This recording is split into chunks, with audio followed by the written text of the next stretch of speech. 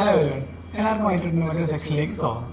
അപ്പോൾ കഴിഞ്ഞ സെക്ഷനിൽ നമ്മൾ 2022 PVQs ആണ് ഡിസ്കസ് ചെയ്യേണ്ടത്. അപ്പോൾ ആദ്യത്തെ 75 ക്വസ്റ്റ്യൻസ് ആണ് നമ്മൾ ഡിസ്കസ് ചെയ്തത്. സോ ഈ നെക്സ്റ്റ് 25 ക്വസ്റ്റ്യൻസും കൂടെ ഡിസ്കസ് ചെയ്യുന്നുണ്ട് ഇന്നത്തെ സെക്ഷനിൽ. അത് കഴിഞ്ഞ് 2023 ആയിരിക്കും നെക്സ്റ്റ് സെക്ഷനിൽ ഡിസ്കസ് ചെയ്യുന്നത്. അപ്പോൾ നമുക്ക് ഡയറക്റ്റ് ക്വസ്റ്റ്യനിലേക്ക് പോകാം. 76 with reference to United Nations Credentials Committee. So UN Credential Committee പറ്റിയാണ് ചോദിച്ചിരിക്കുന്നത്. Consider the following statement. It is a committee set up by the UN Security Council and works under its supervision. Second statement, it traditionally meets in March, June and September every year. Third statement, it assesses the credentials of all UN members before submitting a report to the General Assembly for approval. അപ്പോൾ ഏതൊക്കെ സ്റ്റേറ്റ്മെന്റാണ് ശരിയെന്നാണ് ചോദിച്ചിരിക്കുന്നത്.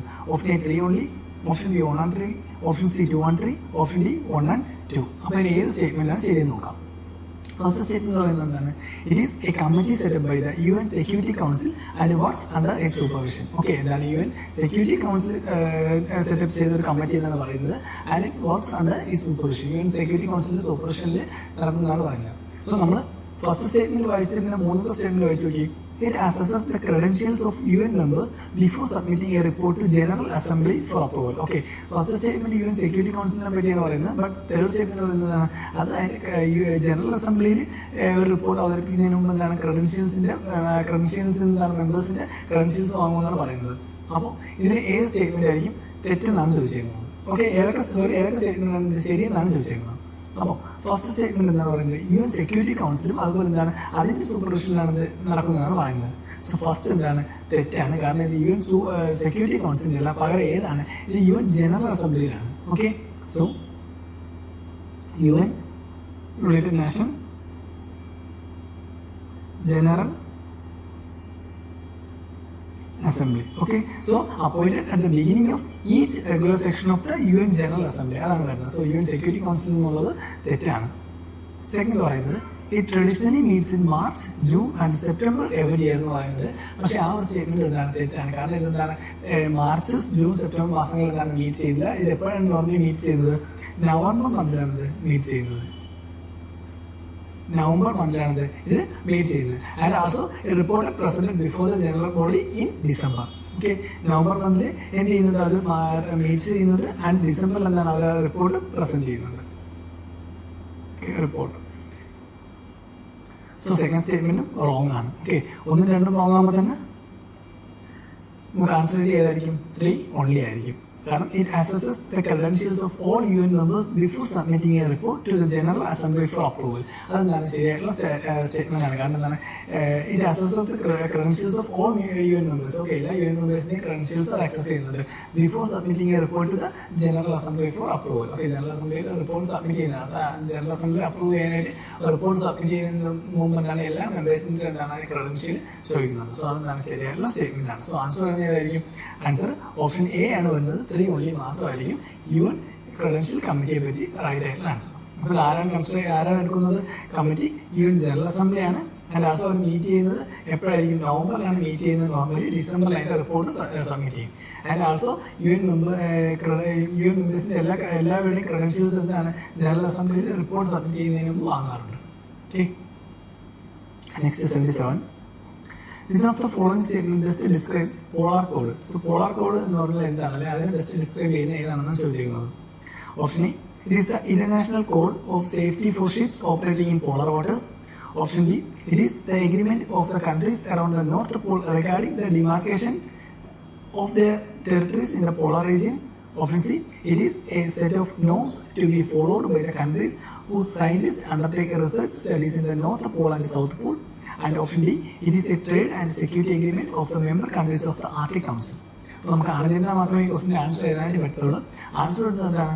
Option A ആണ് വരുന്നത്. കാരണം it is the International Code of Safety for Ships Operating in Polar Waters. Okay, so polar വാട്ടേഴ്സിൽ ഉള്ള ഷിപ്സിന്റെ safety code അതിനെ പറ്റിയാണ്, അതിന്റെ ഒരു ഇന്റർനാഷണൽ കോഡാണ് എന്ന് പറയുന്നത് ഈ പോളാർ കോഡ് എന്ന് പറയുന്നത്. ഓക്കെ, സോ പോളാർ കോഡ് എന്ന് വെച്ചാൽ international code for ships operating in polar waters and is mandatory international framework develop by ആരാണ് ഡെവലപ്പ് ചെയ്യുന്നത്?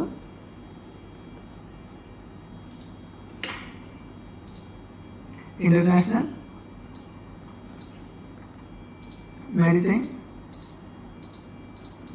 Organisation. Okay, international maritime organisation ആണിത് ഇത് ഡെവലപ്പ് ചെയ്തത്. Okay, IMO international maritime organisation ആണിത് ഇത് നോക്കുന്നത്, ഇതിന്റെ കാര്യങ്ങളാണ് നോക്കുന്നത്. ഓക്കെ, സോ അപ്പോൾ എന്താണ് പോളാർ കോഡ് എന്ന് വെച്ചാൽ ഇത് international code of safety for ships operating in polar waters. Polar വാട്ടേഴ്സിൽ ഷിപ്സിന് എന്താണ് സേഫ്റ്റിയെ പറ്റിയുള്ള ഒരു ഇന്റർനാഷണൽ കോഡാണെന്ന് പറയുന്നത് പോളാർ കോഡ് എന്ന് പറയുന്നത്. And international maritime organisation IMO ആണിത് ഇതിന്റെ ഫ്രെയിംവർക്ക് ഒക്കെ ഡെവലപ്പ് ചെയ്യുന്നത്. Okay, so answer option A ആയിരിക്കും. 78. With reference to the United Nations General Assembly, consider the following statements. The UN General Assembly can grant observer status to the non-member states. Second statement, intergovernmental organizations can seek observer status in the UN General Assembly. Third statement, permanent observers in the UN General Assembly can maintain missions at the UN headquarters. ഇതിൽ ഏതൊക്കെ statement ആണ് correct എന്നാണ് ചോദിച്ചിരിക്കുന്നത്. അപ്പോൾ നോക്കാം. First statement പറയുന്നത് എന്താണ്? The UN General Assembly can grant observer status to the non-member states.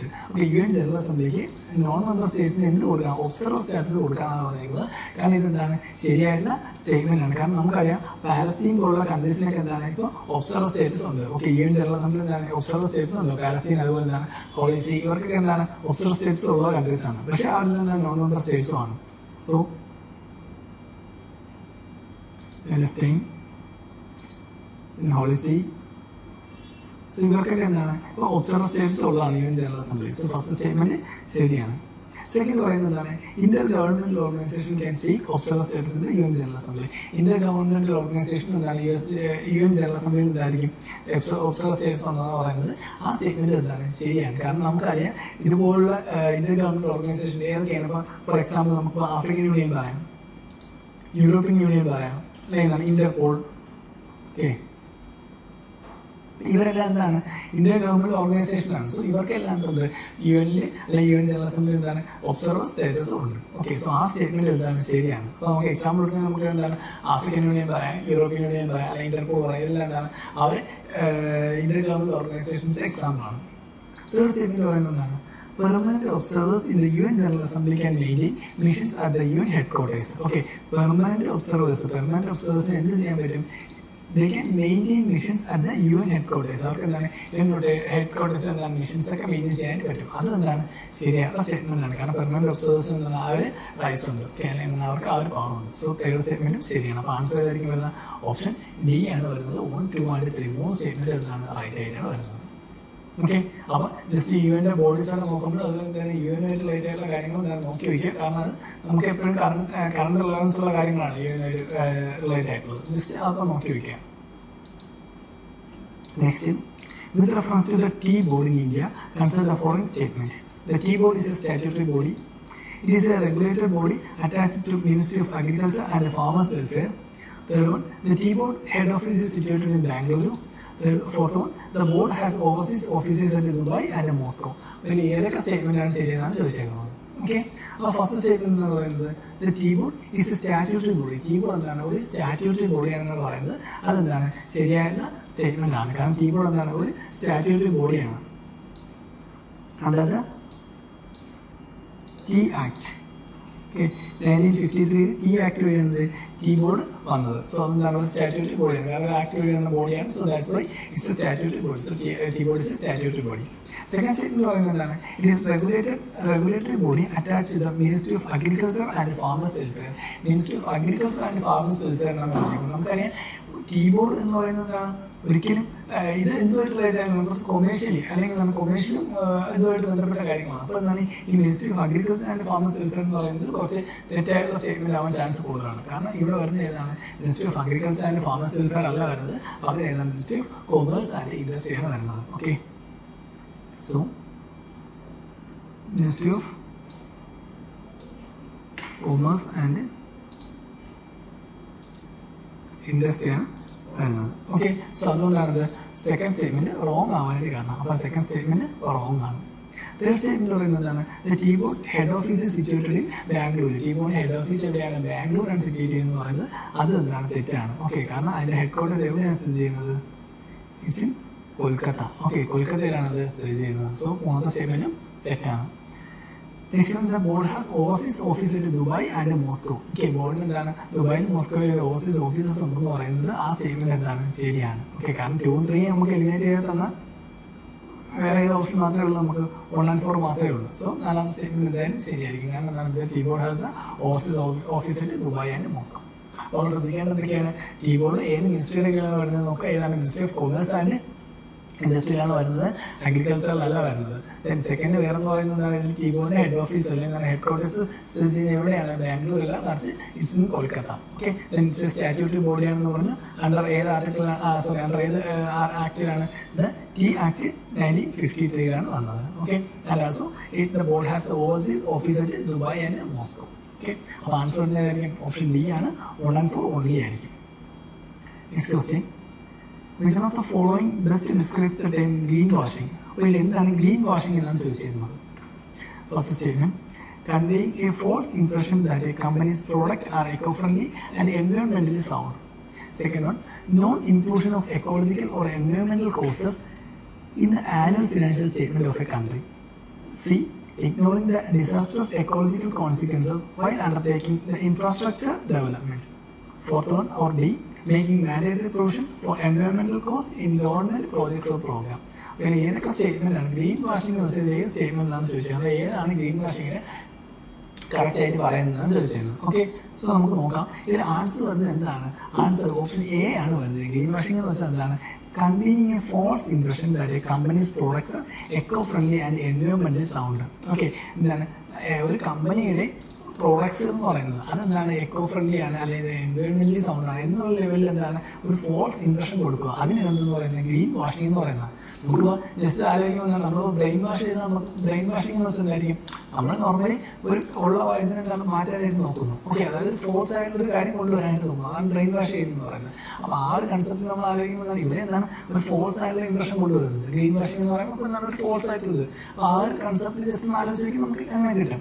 Brain wash എന്ന് വെച്ചാൽ എന്താണ് നമ്മളെ മനസ്സ് മാറ്റാനായിട്ട് നോക്കുന്നത്, ഒരു ഫോൾസ് ആയിട്ടുള്ള ഇൻഫർമേഷൻ നമ്മളെ മനസ്സ് മാറ്റുന്നു. അതുപോലെ തന്നെ ഗ്രീൻ വാഷിംഗ് എന്ന് വെച്ചാൽ അത് ഫോൾസ് ആയിട്ട് ഇൻഫർമേഷൻ കൊടുക്കുന്നതാണ് അവിടെയും മാറ്റാനായിട്ട് നോക്കുന്നത്. സോ അതാണ് ഗ്രീൻ വാഷിംഗ് എന്ന് പറയുന്നത്. ഓക്കെ, അപ്പോൾ ആ ഒരു കൺസെപ്റ്റ് ജസ്റ്റ് ആലോചിച്ച് നമുക്ക് നമ്മൾ ആൻസറിലേക്ക് കിട്ടും. ഓക്കെ, കാരണം ഇതിന് ബാക്കിയൊക്കെ എലിമിനേറ്റ് ചെയ്യാൻ പറ്റും. അങ്ങനത്തെ ഒരു കൺസെപ്റ്റ് ഉണ്ട്. ബ്രെയിൻ വാഷിംഗ് എന്ന് വെച്ചാൽ നമുക്കറിയാം. സോ ഗ്രീൻ വാഷിംഗ് എന്ന് വെച്ചാൽ ഇതായിരിക്കും എന്നുള്ള ലെവലിൽ നമ്മുടെ option എയിലെത്തണം.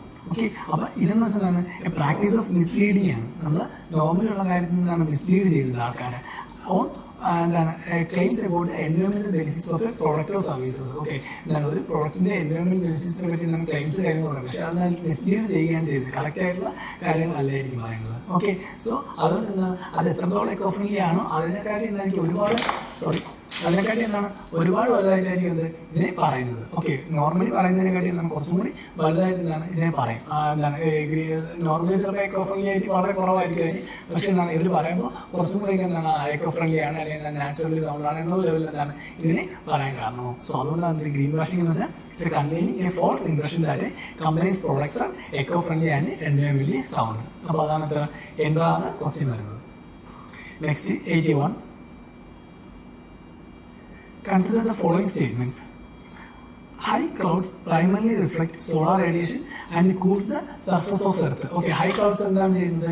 High clouds primarily reflect solar radiation and cool the surface of Earth. Second statement, low clouds have a high absorption of infrared radiation emanating from the Earth's surface and thus causing warming effect. ഇപ്പോൾ ഏതൊക്കെ statement ആണ് ശരിയെന്നാണ് ചോദിച്ചിരുന്നത്. First statement പറയുന്നത് എന്താണ്? High clouds primarily reflect solar radiation and cools the surface of Earth. Second statement, low clouds have a high absorption of infrared radiation emanating from the Earth's surface and thus cause warming effect. അപ്പോൾ നമുക്ക് നോക്കാം, ഓരോ statement എടുത്ത് നോക്കാം. അപ്പോൾ first statement, high clouds primarily reflect solar radiation and cools the surface of the earth എന്നാണ് പറയുന്നത്. അപ്പോൾ ഹൈ ക്ലൗഡ്സ് എന്ന് പറഞ്ഞാൽ നമുക്കറിയാം സിറസ് പോലുള്ള ക്ലൗഡ്സ് ഒക്കെ എന്താണ് ഹൈ ക്ലൗഡ്സ് ആണ് വരുന്നത്. സോ അവരെന്തായിരിക്കും നോർമലി തിന്നാണ്. ഓക്കെ, ഹൈ ക്ലൗഡ്സ്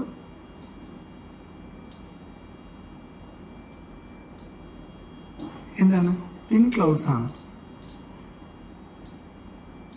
സോ അതുകൊണ്ട് എന്താണ് അവർ ഒരുപാടൊന്നും എന്താണ് റിഫ്ലക്ട് ചെയ്യുന്നില്ല. അതായത് എന്താണ് അവർ ഷോർട്ട് വേവ്സിന്, okay short waves means incoming solar വേവ്സിന് ഷോർട്ട് വേവ്സ് എന്ന് പറയുന്നത്. ഓക്കെ,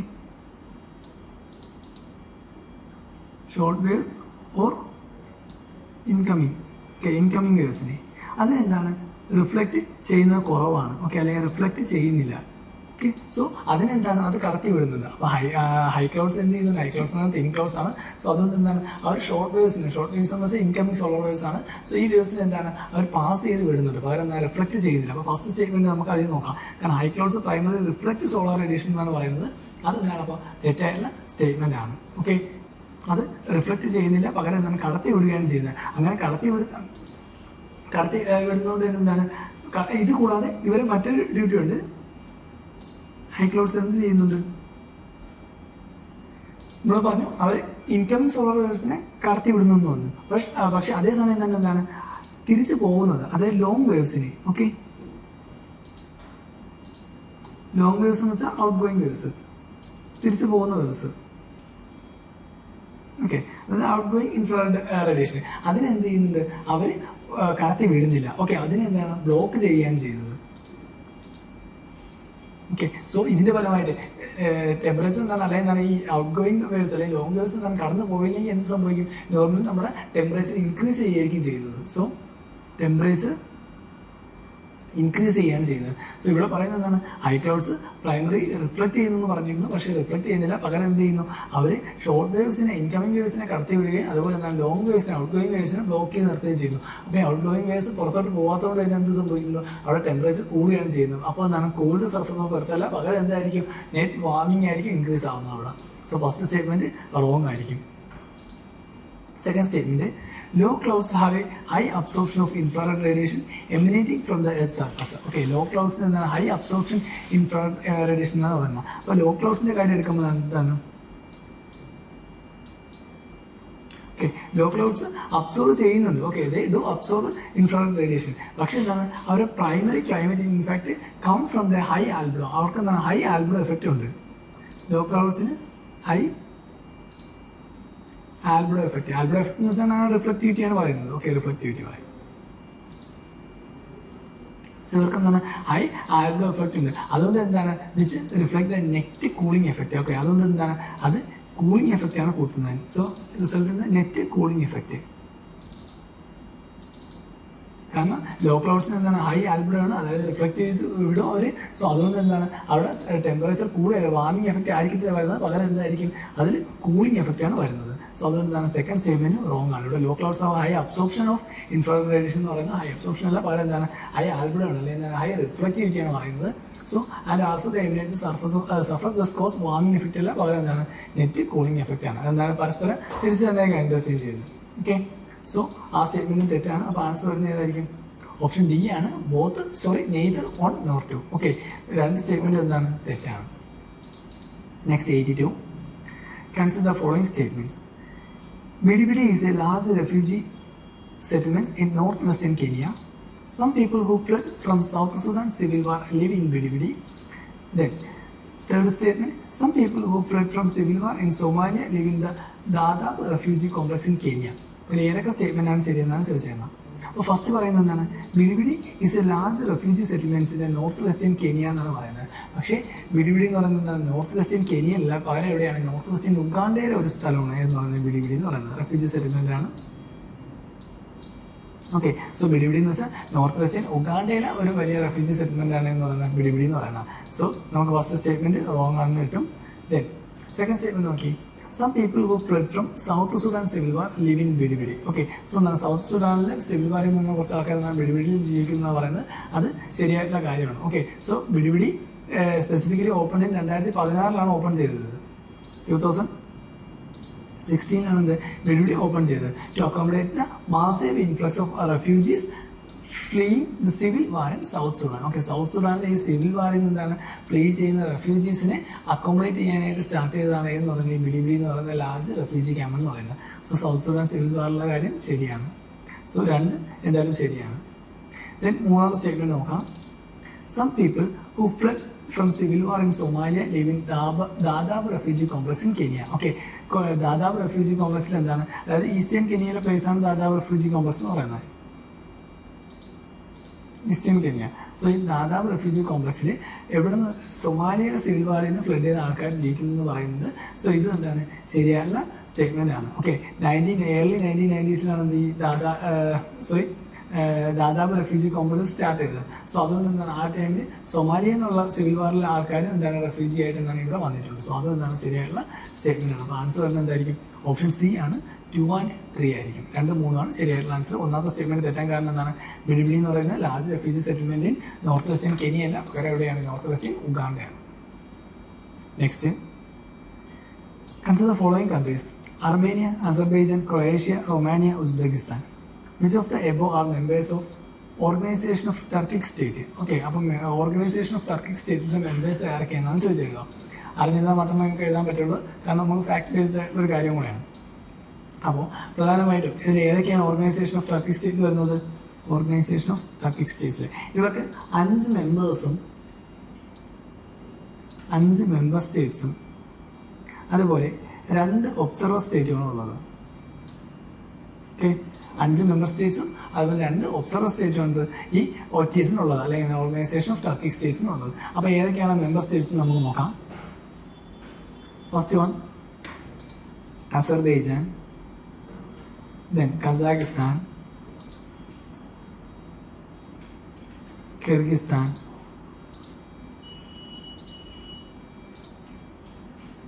then മെയിൻ ആയിട്ട് എന്തായിരിക്കും? Turkey, and finally Uzbekistan.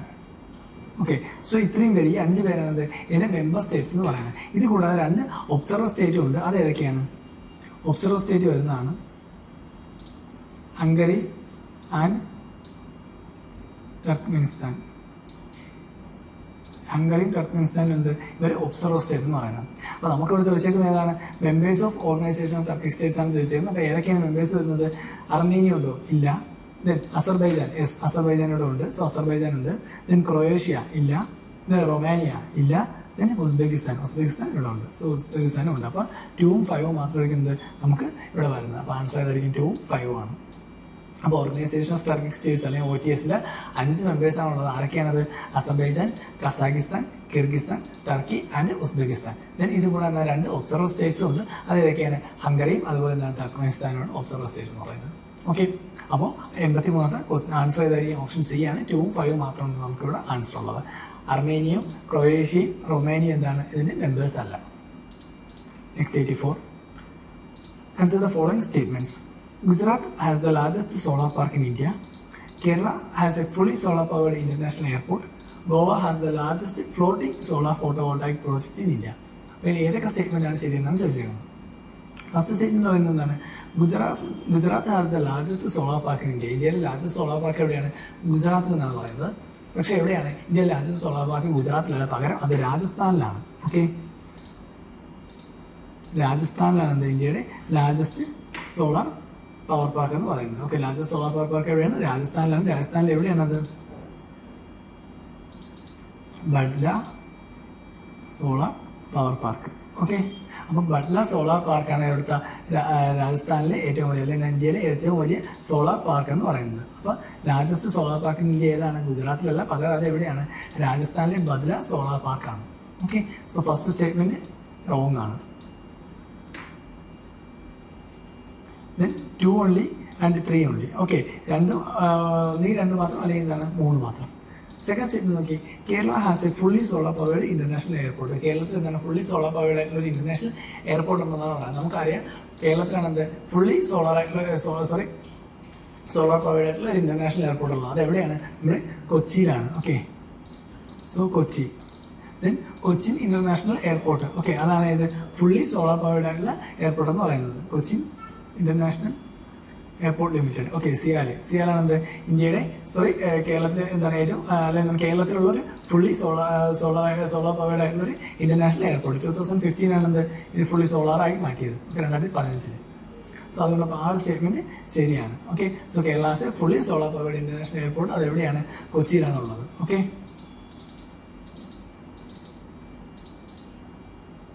Next one Goa. അപ്പോൾ ഓൾറെഡി 2 ശരിയായി. അപ്പോൾ എന്താണ്? 3 തെറ്റായിരിക്കും.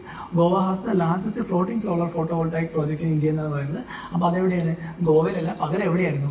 തമിഴ്നാട്ടിലാണ്. തമിഴ്നാട്ടിലെ തൂത്തുക്കുടിയിലാണ്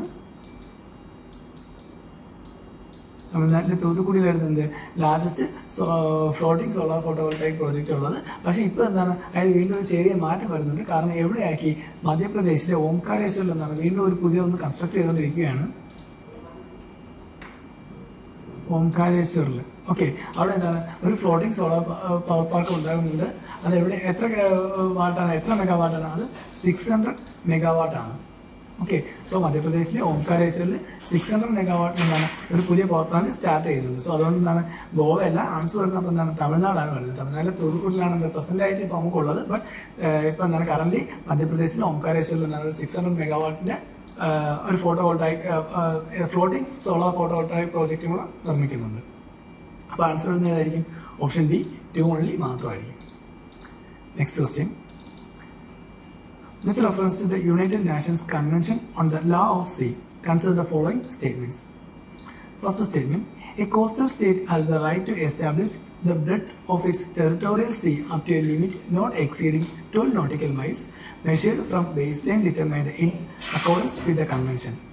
Second statement, ships of all states, whether coastal or landlocked, enjoy the right of innocent passage through the territorial sea.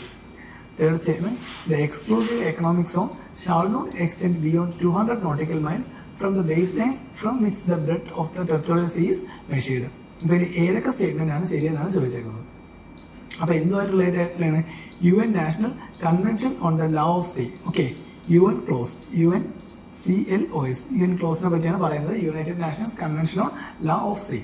First statement പറയുന്നത് എന്താണ്?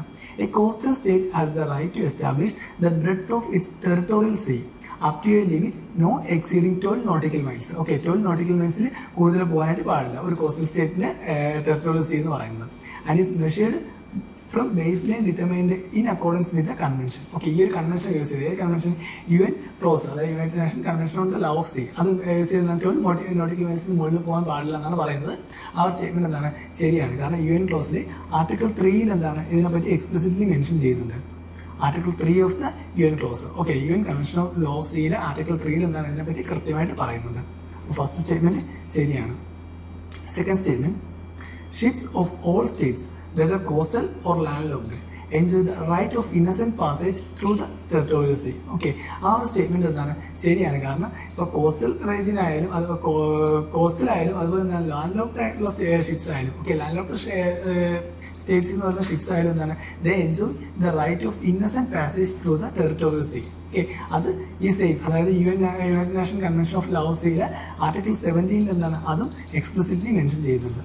Okay, അതായത് ഇന്നസെന്റ് ആയിട്ട് എന്താണ് നമ്മൾ അറ്റാക്ക് ചെയ്യാനൊന്നും പാടില്ല. സോ സെക്കൻഡ് സ്റ്റേറ്റ്മെന്റ് എന്താണ് ശരിയായിട്ടുള്ള സ്റ്റേറ്റ്മെന്റ് ആണ്. Then third one, the exclusive economic zone shall not extend beyond 200 nautical miles from the baseline from which the breadth of the territorial sea is measured. Okay, ആ ഒരു statement എന്താണ് ശരിയാണ്. കാരണം അതും article 57 okay UN ക്ലോസിലെ article 57 എന്താണ് അതും എടുത്ത് പറയുന്നുണ്ട്. കാരണം എന്താണ് എക്സ്ക്ലൂസീവ് എക്കണോമിക് സോൺ അത് എത്രയാവാൻ പാടില്ല? 200 നോട്ടിക്കൽ മൈലിന് പുറത്ത് പോകാനായിട്ട് പാടില്ല. സോ അതായത് നമ്മുടെ ബേസ് ലൈനിൽ നിന്ന്, അതായത് നമ്മുടെ ബ്രെഡ്ത്തിൽ നിന്ന്, ഓക്കെ, ബ്രെഡ്ത്തിൽ നിന്ന് 200 നോട്ടിക്കൽ മൈൽസിന് പുറത്തായിട്ട് പോകാൻ പാടില്ല. ആ ഒരു എക്സ്ക്ലൂസീവ് എക്കണോമിക് സോൺ എന്ന് പറയുന്നത് എപ്പോഴും എന്തായിരിക്കും 200 നോട്ടിക്കൽ മൈലിന് ഉള്ളിലായിരിക്കും വരുന്നത്. അതും ആർട്ടിക്കിൾ 57 പറയുന്നുണ്ട്. അപ്പോൾ ആൻസർ ഏതായിരിക്കും വരുന്നത്? ഓപ്ഷൻ ഡി ആണ് വരുന്നത്. 3 സ്റ്റേറ്റ്മെന്റ് എന്താണ് ശരിയാണ്. അപ്പോൾ UN ബോഡീസ് നമ്മൾ നേരത്തെ ഒരു ബോഡി പറഞ്ഞാണ്, ജനറൽ അസംബ്ലിയുടെ കാര്യം പറഞ്ഞു. സോ അതുപോലെ എന്താണ് അടുത്ത ഒരു കൺവെൻഷൻ ഇവിടെ വരുന്നത് UN national convention of law of see. അപ്പോൾ എന്താണ് ഇതുപോലുള്ള UN-ആയിട്ട് റിലേറ്റഡ് ആയിട്ടുള്ള ബോഡീസ് ആയാലും അതുപോലെ എന്താണ് അവർ കൊണ്ടുവരുന്ന കൺവെൻഷൻസ് ആയാലും എന്താണ് ജസ്റ്റ് നോക്കി വയ്ക്കുക, എസ്പെഷ്യലി കറണ്ട് അഫയേഴ്സ് റിലേറ്റഡ് ആയിട്ടുള്ളത്. Next 86, which one of the following statements best reflect the issue with Senkaku Islands, sometimes mentioned in the news? Okay, so current affairs related question ആണ്. First option, it is generally believed that they are artificial islands made by a country around South China Sea. Second statement, China and Japan engage in maritime disputes over these islands in East China Sea. Third statement, a permanent American military base has been set up there to help Taiwan to increase its defense capabilities. Then final, though International Court of Justice declared them as no man's island, some South Asian countries claim them. Okay, അപ്പോൾ ഇതിൽ ഏത് statement ആണ് അല്ലെങ്കിൽ ഏത് option ആണ് സെങ്കാക്കു ഐലൻഡുമായിട്ട് related ആയിട്ട് ശരിയായിട്ടുള്ള ചോദിച്ചേക്കണം. So current affairs related ആയിട്ടുള്ള ഒരു ക്വസ്റ്റ്യൻ ആണ്. അപ്പോൾ ഏത് സ്റ്റേറ്റ്മെന്റ് ആണ് നോക്കാം. ആൻസർ വരുന്നത് ഏതാണ്? ഓപ്ഷൻ ബി ആണ് വരുന്നത്. കാരണം ചൈനയും ജപ്പാനും തമ്മിലുള്ള ഒരു മാരിടൈം ഡിസ്പ്യൂട്ട്സ് ആണ് എന്ത് ഈ ഒരു ഐലൻഡുമായിട്ട് നടക്കുന്നത്. So China and Japan engage in maritime disputes over these islands in the East China Sea. Okay, അപ്പോൾ സെങ്കക്കു ഐലൻഡ് എന്ന് പറയുന്നത് ചൈനയും ജപ്പാനും എൻഗേജ് ചെയ്യുന്ന ഒരു മാരിടൈം ഡിസ്പ്യൂട്ട്സ് ആണ് over the islands in the East China Sea ചെയ്യുന്നത്. ഓക്കെ, സോ അത് കറണ്ട് അഫയേഴ്സ് ആണ്, അപ്പോൾ നമ്മൾ അറിഞ്ഞിരിക്കണം. അപ്പോൾ ജസ്റ്റ് ഈ ഏതാണ് നമുക്ക് സെങ്കക്കു ഐലൻഡിനെ പറ്റി ഒന്ന് നോക്കാം. ഇത് പ്രധാനമായിട്ടും എന്താണ് ഈസ്റ്റ് ചൈന സീയിൽ ഉള്ള ഒരു ഐലൻഡാണ്. East China and also it is uninhabited. Okay, uninhabited island ആണ്. സോ ഒരു അൺഇൻഹാബിറ്റഡ് ആയിട്ടുള്ള ഐലൻഡിന് വേണ്ടി രണ്ട് കൺട്രീസ് ഇത്രയും യൂസ് ചെയ്യുമ്പോൾ അവിടെ എന്തായിരിക്കും വേറെ എന്തെങ്കിലുമൊക്കെ സ്പെഷ്യാലിറ്റീസ് കാണും. അപ്പോൾ അങ്ങനത്തെ കുറച്ച് സ്പെഷ്യാലിറ്റീസും എന്താണ് ഈ ഒരു ഐലൻഡിലുണ്ട്. അത് ഏതൊക്കെയാണ്? പ്രധാനമായിട്ടും key shipping lines,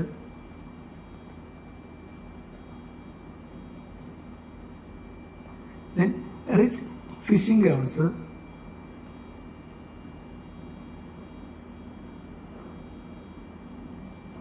then potential oil reserve.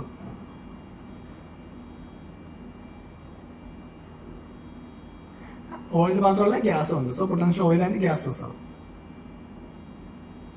So ഇതുകൊണ്ടൊക്കെയാണ് എന്ത് ചൈനയും ജപ്പാനും തമ്മിൽ എന്താണ് ഈ ഒരു ഐലൻഡിന് വേണ്ടി മാരിടൈം ഡിസ്പ്യൂട്ട്സ് നടക്കുന്നത്. കാരണം അത് അൺഇൻഹാബിറ്റഡ് ആണ്, കാരണം അവിടെ താമസിക്കാനായിട്ട് പറ്റത്തില്ല. ബട്ട് എന്നിരുന്നാലും എന്താണ് അത് കീ ഷിപ്പിംഗ് ലൈൻസ്, അതുപോലെ തന്നെ rich fishing grounds and also it have potential oil and gas resource. So ഇതുകൊണ്ടാണ് എന്ത് ഈ ഒരു ഏരിയ അല്ലെങ്കിൽ എന്താണ് ഈ ഒരു ഐലൻഡ്സ് ചൈനയും ജപ്പാനും തമ്മിൽ എന്താണ് ഡിസ്പ്യൂട്ട്സിന് കാരണമാകുന്നത്. ഓക്കെ, സോ അപ്പോൾ ആൻസർ ഏതായിരിക്കും? ഓപ്ഷൻ ബി ആണ് വരുന്നത്, 86. Next 87. Country important reason for being in the news recently. Okay, again current affairs related ആയിട്ടുള്ളതാണ്. കൺട്രീസും അതുപോലെ എന്താണ് ന്യൂസിൽ വരാനുള്ള കാരണമെന്ന് ചോദിച്ചാൽ first one setting up of permanent military base by China. Second one Guinea, suspension of constitution and government by military. Third one Lebanon, severe and prolonged economic depression. Fourth one Tunisia, suspension of parliament by president. അപ്പോൾ ഇതിൽ ഏതൊക്കെ പേഴ്സാണ് correctly match ചെയ്തിരിക്കുന്നതെന്ന് ചോദിച്ചിരിക്കുന്നത്. Okay, so first എന്ന് പറയുന്നത് എന്താണ് Chad പറയുന്നുണ്ട്. ചഡിന് എന്താണ് പറയുന്നത്? Setting up of permanent military base by China പറയുന്നുണ്ട്. ചഡ് എന്ന് പറയുന്നത് നമുക്കറിയാം അത് നോർത്ത് അല്ലെങ്കിൽ നോർത്ത് സെൻട്രൽ ആയിട്ടുള്ള ആഫ്രിക്കയിലാണ്. Northern or central Africa, central ആഫ്രിക്കയിലുള്ള ഒരു ലാൻഡ് ലോക്ക്ഡ് ആയിട്ടുള്ള കൺട്രിയാണ്. Land locked. സോ നോർത്ത് അല്ലെങ്കിൽ സെൻട്രൽ ആഫ്രിക്കയിൽ നോർത്തേൺ അല്ലെങ്കിൽ സെൻട്രൽ ആഫ്രിക്കയിലെ ഒരു ലാൻഡ് ലോക്ക്ഡ് ആയിട്ടുള്ള കൺട്രിയാണ് എന്ന് പറയുന്നത് ചഡ് എന്ന് പറയുന്നത്. പക്ഷേ അവിടെ എന്താണ് അമേരിക്കയുടെ പ്രത്യേകിച്ച് ചൈനയുടെ എന്താണ് പെർമനന്റ് മിലിറ്ററി ബേസ് ഇതുമായിട്ട് കൊണ്ടുവന്നില്ല. So setting up of permanent military base by China എന്ന് പറയുന്നത് എന്താണ് സ്റ്റേറ്റ്മെന്റ് റോങ് ആണ്. സോ ചഡിൽ എന്താണ് ചൈന പെർമനന്റ് മിലിറ്ററി ബേസ് കൊണ്ടുവന്നില്ല. ചഡ് ഇമ്പോർട്ടൻ്റ് ആവാൻ കാരണം എന്ന് വെച്ചാൽ അവിടെ അതൊരു സെമി ഏരിയഡ് റീജിയനാണ് ആൻഡ് ആൾസോ അവിടെ rich in gold and uranium. Okay, യുറേനിയത്തിനും ഗോൾഡിൻ്റെയൊക്കെ ഡെപ്പോസിറ്റ് എന്താണ് അത് റിച്ച് ആണ്. സോ അതുകൊണ്ടാണ് അത് ഇമ്പോർട്ടൻ്റ് ആവാനായിട്ട് കാരണം. അല്ല അവിടെ എന്താണ് ചൈന പെർമനൻ്റ് ആയിട്ടുള്ള മിലിറ്ററി ബേസ് കൊണ്ടുവന്നില്ല. സോ ഫസ്റ്റ് സ്റ്റേറ്റ്മെൻറ്റ് റോങ് ആണ്. ദെൻ സെക്കൻഡ് പറയുന്നത് എന്താണ് ഗിനിയ പറയുന്നത് suspension of constitution and government by military. Okay, Guinea ഒരു വെസ്റ്റ് ആഫ്രിക്കൻ കൺട്രിയാണ്. West African. സോ അവിടെ എന്താണ് president of Guinea he was detained after successful military coup in the west African nation. അപ്പോൾ ഗിനിയയിൽ എന്താണ് പ്രസിഡന്റ് എന്ത് ചെയ്തിട്ടുണ്ട്? So suspension of the constitution and government by military. അവിടുത്തെ പ്രസിഡന്റിനെ മാറ്റി എന്ത് ചെയ്തു? മിലിറ്ററി അവിടുത്തെ അധികാരം പിടിച്ചെടുത്തിട്ടുണ്ട് ഗിനിയയിൽ. സോ അത് ശരിയായിട്ടുള്ള സ്റ്റേറ്റ്മെന്റ് ആണ്. സോ ഗിനിയ എന്ന് പറയുന്നത് ഒരു വെസ്റ്റ് ആഫ്രിക്കൻ കൺട്രിയാണ്. തേർഡ് സ്റ്റേറ്റ്മെന്റ് ലെബനനാണ് പറയുന്നത് severe and prolonged economic depression ഉണ്ടായെന്ന് പറയുന്നത് അതെന്താണ് ശരിയായിട്ടുള്ള സ്റ്റേറ്റ്മെന്റ് ആണ്. കാരണം ലെബനൻ എന്ന് പറയുമ്പോൾ മെഡിറ്ററേനിയൻ സീയിലെ ഈസ്റ്റേൺ ഷോറിലുള്ളൊരു കൺട്രിയാണ്. Eastern shore of Mediterranean sea. So Mediterranean സീയുടെ ഈസ്റ്റേൺ ഷോറിലുള്ള കൺട്രിയാണ്. അവരെന്ത് ചെയ്യുന്നുണ്ട്? ഒരുപാട് എക്കണോമിക് മെൽറ്റ് ഡൗൺ ഒക്കെ ഉണ്ടായിട്ടുണ്ട്. And also devaluation of the local currency അത് അവിടെ ഉണ്ടായിട്ടുണ്ട്. അവിടുത്തെ ലോക്കൽ കറൻസി എന്താണ് ഒരുപാട് ഡിവാലുവേഷനായി പോയിട്ടുണ്ട്. സോ ലെബനൻ എന്താണ് severe economic and prolonged depression severe and prolonged economic depression use ചെയ്തിട്ടുണ്ട്. സോ അത് ശരിയായിട്ടുള്ള സ്റ്റേറ്റ്മെന്റ് ആണ്. ദെൻ ഫൈനൽ വൺ ട്യൂണീഷ്യ എന്ന് പറയുന്നത് suspension of parliament by president. Okay, ട്യൂണീഷ്യയിൽ 2021 ജൂലൈയിൽ 2021 ജൂലൈയിൽ the president his name is Kais Syed.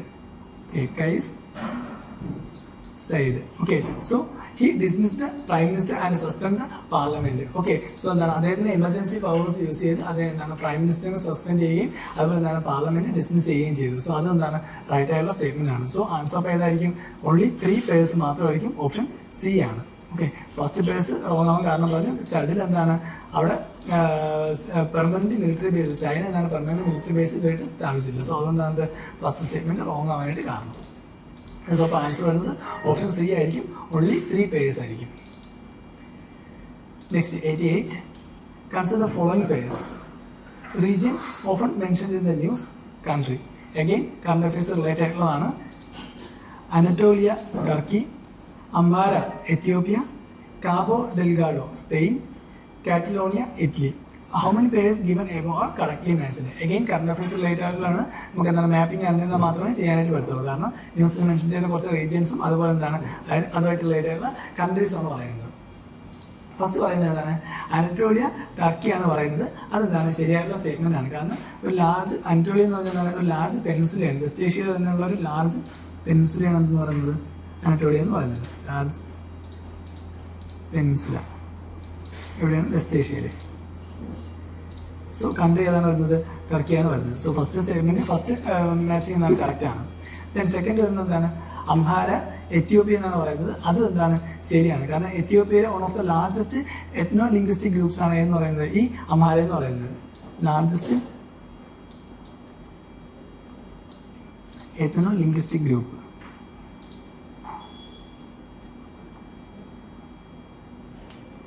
So ആ ഒരു സ്റ്റേറ്റ്മെന്റ് ആ മാച്ചിങ് എന്താണ് കറക്റ്റ് ആണ്. So first one Anatolia Turkey ശരിയാണ്. Then second one Amhara Ethiopia. എത്യോപ്യയിലെ ഒരു one of the largest ethno linguistic groups ആണ് എന്ന് പറയുന്നത് ഈ അംഹാര എന്ന് പറയുന്നത്.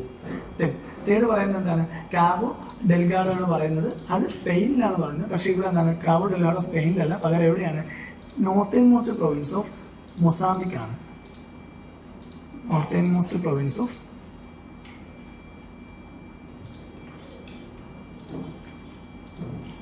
മൊസാംബിക്കാണ്. ഓക്കെ, സോ കാബോ ഡെൽഗാഡോ എന്ന് പറയുന്നത് എവിടെയാണ്? സ്പെയിനിലല്ല, പകരം അത് എവിടെയാണ്? നോർത്തേൺ മോസ്റ്റ് പ്രൊവിൻസ് ഓഫ് മൊസാംബിക്കാണ്. സോ തേർഡ് സ്റ്റേറ്റ്മെന്റ് തെറ്റാണ്. അല്ലെങ്കിൽ തേർഡ് മാച്ച് ചെയ്തേക്കുന്നത് എന്താണ്? തെറ്റാണ്. കാബോ ഡെൽഗാഡോ സ്പെയിനിലല്ല, മൊസാംബിക്കിലാണ്. ദെൻ ഫോർത്ത് പറയുന്നത് എന്താണ്? കാറ്റലോണിയാണ്. കാറ്റലോണി ഇറ്റലിയിലാണെന്ന് പറയുന്നത്. പക്ഷേ കാറ്റലോണി എന്താണ്? ഇറ്റലിയിലല്ല, പകരം സ്പെയിനിലാണ്.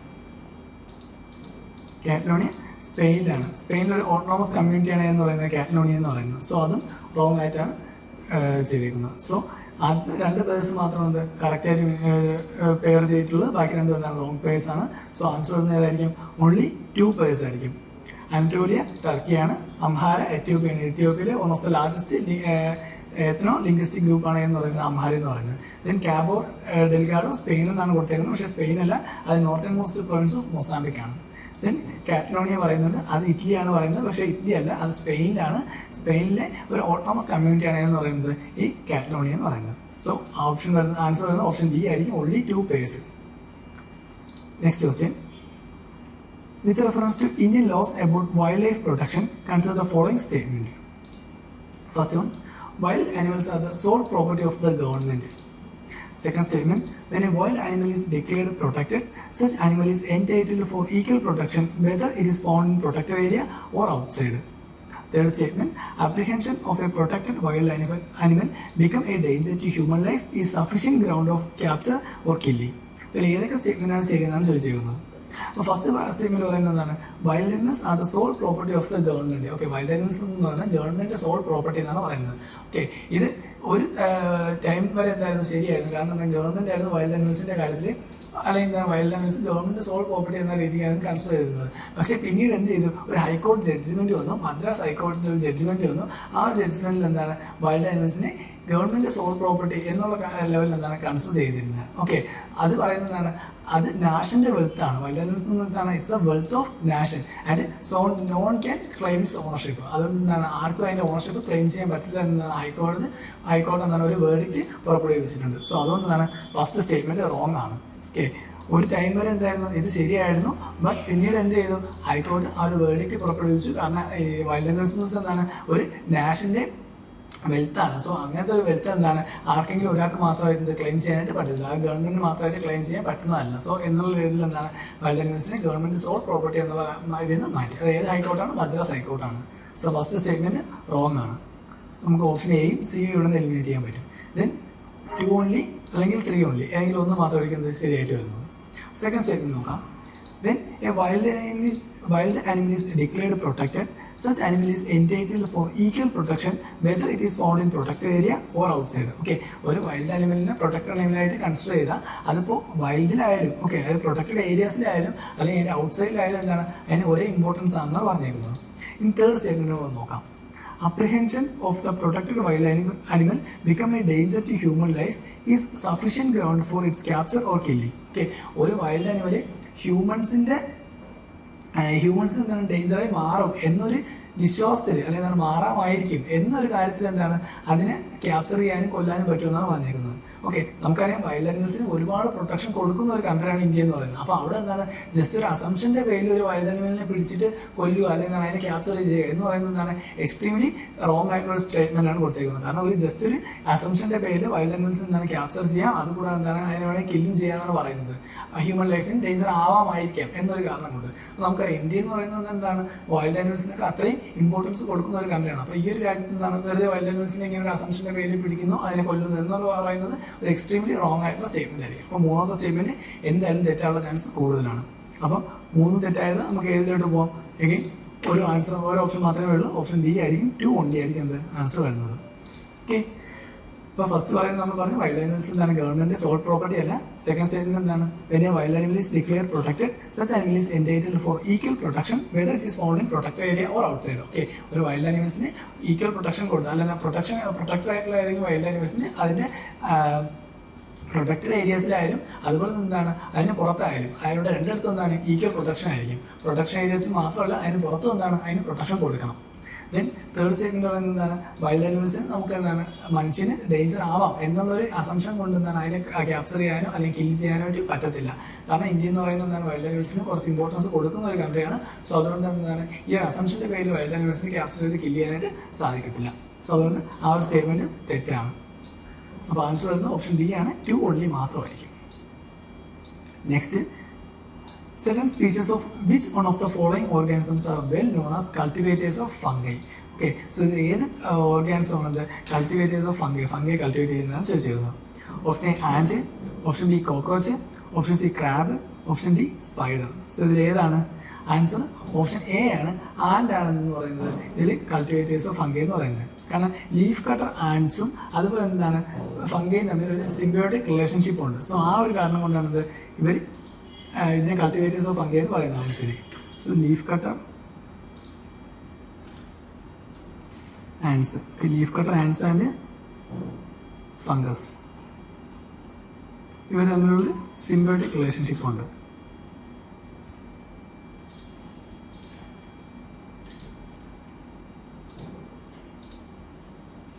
സോ ആൻസർ ഏതായിരിക്കും? ഓപ്ഷൻ എ ആണ്, ആൻഡ് ആണ് ഏത് ഇവിടെ കൾട്ടിവേറ്റേഴ്സ് ഓഫ് ഫംഗൈ എന്ന് പറയുന്നത്. സോ അതൊരു ജസ്റ്റ് ഒരു സിമ്പിൾ ക്വസ്റ്റ്യൻ ആണ്. Next 91, sites of Ashoka's major rock edicts, locations of the states. Okay, അപ്പോൾ അശോകന്റെ മേജർ റോക്കഡിക്സും അതിന്റെ ലൊക്കേഷൻസ് ഏത് സ്റ്റേറ്റിലാണ് നമ്മൾ ചോദിച്ചേക്കുന്നത്? First one Dhauli Odisha, Erragudi Andhra Pradesh, Jaugada Madhya Pradesh and Kalsi Karnataka. അപ്പോൾ അതിൽ ഏതൊക്കെയാണ് അശോകന്റെ മേജർ റോക്കഡിക്സുമായിട്ട് റിലേറ്റഡ് ആയിട്ട് കറക്റ്റ് ആയിട്ടുള്ള സ്റ്റേറ്റ്സ് എന്നാണ് ചോദിച്ചേക്കുന്നത്. അപ്പോൾ എഗെയിൻ ഫാക്റ്റ് ആണ്, നമുക്ക് അറിഞ്ഞിരുന്നാൽ മാത്രമേ എന്ത് എഴുതാനായിട്ട് പറ്റത്തുള്ളൂ. അപ്പോൾ അശോകന്റെ മേജർ റോക്കഡിക്സ്, അതുപോലെ എന്താണ് മൈനർ റോക്കഡിക്സ്, ദെൻ പീരിയോഡിക്സ്, ഇതെല്ലാം എന്താണ് ജസ്റ്റ് നോക്കി വയ്ക്കുക. ഏതൊക്കെ സ്റ്റേറ്റിലാണ് ഏതൊക്കെ പ്രദേശത്താണ് അതിൽ ഇമ്പോർട്ടൻ്റ് ആയിട്ട് എന്തൊക്കെ കാര്യങ്ങൾ മെൻഷൻ ചെയ്ത് നമ്മളൊക്കെ എന്താണ് നോക്കി വെക്കുന്നത് നല്ലതായിരിക്കും. ഫസ്റ്റ് പറയുന്നത് എന്താണ് ധൗളി ഒഡീഷ, അത് ശരിയായിട്ടുള്ള കാര്യമാണ്. ധൗളി എന്ന് പറയുന്നത് എന്താണ് റിവർ ദയ എന്ന് പറയുന്നത് മഹാനദിയുടെ ഒരു ട്രിബ്യൂട്ടറിയാണ്.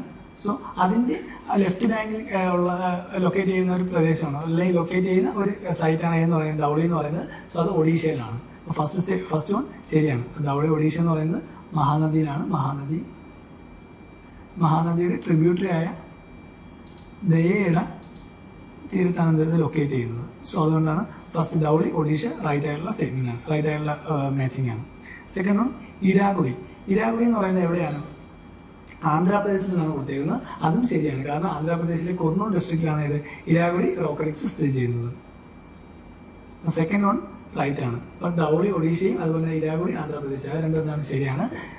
ഒഡീഷയിലെ ഭുവനേശ്വറിലാണ് നമ്മൾ ആദ്യം പറഞ്ഞത്. അതായത് ഈ മഹാനദിയുടെ ട്രിബ്യൂട്ടറിയായ ദയയുടെ സൈഡിലായിട്ടാണ് അല്ലെങ്കിൽ എയുടെ ബാങ്കിലായിട്ടാണ് ഏത് ധൗളി സ്ഥിതി ചെയ്യുന്നത്, ധൗളി റോക്കടിക്ക് സ്ഥിതി ചെയ്യുന്നത്. ഡാൽസ് സ്റ്റേറ്റ് വരുന്നത് ഒഡീഷയാണ്, ഒഡീഷയിൽ ഭുവനേശ്വർ ഡിസ്ട്രിക്റ്റിൽ. സെക്കൻഡ് വരുന്നത് ഇരാഗുഡിയാണ്, ഇരാഗുഡി എവിടെയാണ്? ആന്ധ്രാപ്രദേശിൽ കുർണൂൽ ഡിസ്ട്രിക്റ്റിലാണ് വരുന്നത്. ദെൻ തേർഡ് വരുന്നത് ജൗഗാദ. ജൗഗാദ മധ്യപ്രദേശിലാണെന്നാണ് പറഞ്ഞേക്കുന്നത്, പക്ഷേ ജൗഗാദ എവിടെയാണ്? മധ്യപ്രദേശിലല്ല, പകരം ഒഡീഷയിലാണ്.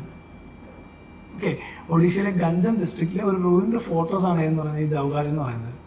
ഗഞ്ചം ഡിസ്ട്രിക്റ്റിലെ, ഒഡീഷയിലെ ഗഞ്ചം ഡിസ്ട്രിക്റ്റാണ്. അപ്പോൾ മധ്യപ്രദേശിൽ നിന്ന് കൊടുത്തേക്കുന്നത് റോങ് ആയിട്ടുള്ള മാച്ചിങ് ആണ്. ദെൻ ഫോർത്ത് വരുന്നത് കാൽസിയാണ്. കാൽസി എവിടെയെന്നാണ് പറയുന്നത്? കർണാടക എന്നാണ് പറയുന്നത്, പക്ഷേ കാൽസി കർണാടകയല്ല, പകരം ഉത്തരാഖണ്ഡാണ്. ഓക്കെ, ഉത്തരാഖണ്ഡിൽ ഒരു സ്മോൾ ടൗൺ ആണ് എന്ന് പറയുന്നത് കാൽസി എന്ന് പറയുന്നത്. അപ്പോൾ ഫസ്റ്റ് രണ്ട് മാത്രമാണ് എന്ത് കറക്റ്റായിട്ട് മാച്ച് ചെയ്തിട്ടുള്ളത്, ബാക്കി എന്താണ് ഇൻകറക്റ്റ്ലി മാച്ച്ഡാണ്. സോ അപ്പോൾ ആൻസർ ഏതായിരിക്കും വരുന്നത്? ഓപ്ഷൻ ഡി ആണ്. ഓൺലി 2 pairs, 1ഉം 2ഉം. ഓക്കെ, ഫസ്റ്റ് ആൻഡ് സെക്കൻഡ് മാത്രമാണ് കറക്റ്റായിട്ട് മാച്ച് ചെയ്തിട്ടുള്ളത്, ബാക്കി രണ്ടും എന്താണ് ഇൻകറക്റ്റ് മാച്ച്ഡാണ്. ജൗഗാദ എന്ന് പറഞ്ഞാൽ മധ്യപ്രദേശിലല്ല, ഒഡീഷയിലെ ഗഞ്ചം ഡിസ്ട്രിക്റ്റിലാണ്. ആൻഡ് കാൽസി എന്ന് പറയുന്നത് ഉത്തരാഖണ്ഡിലാണ്, കർണാടകയിലല്ല. Okay, so answer option B ആയിരിക്കും. ഓൺലി 2 pairs ആയിരിക്കും കറക്റ്റ് വരുന്നത്.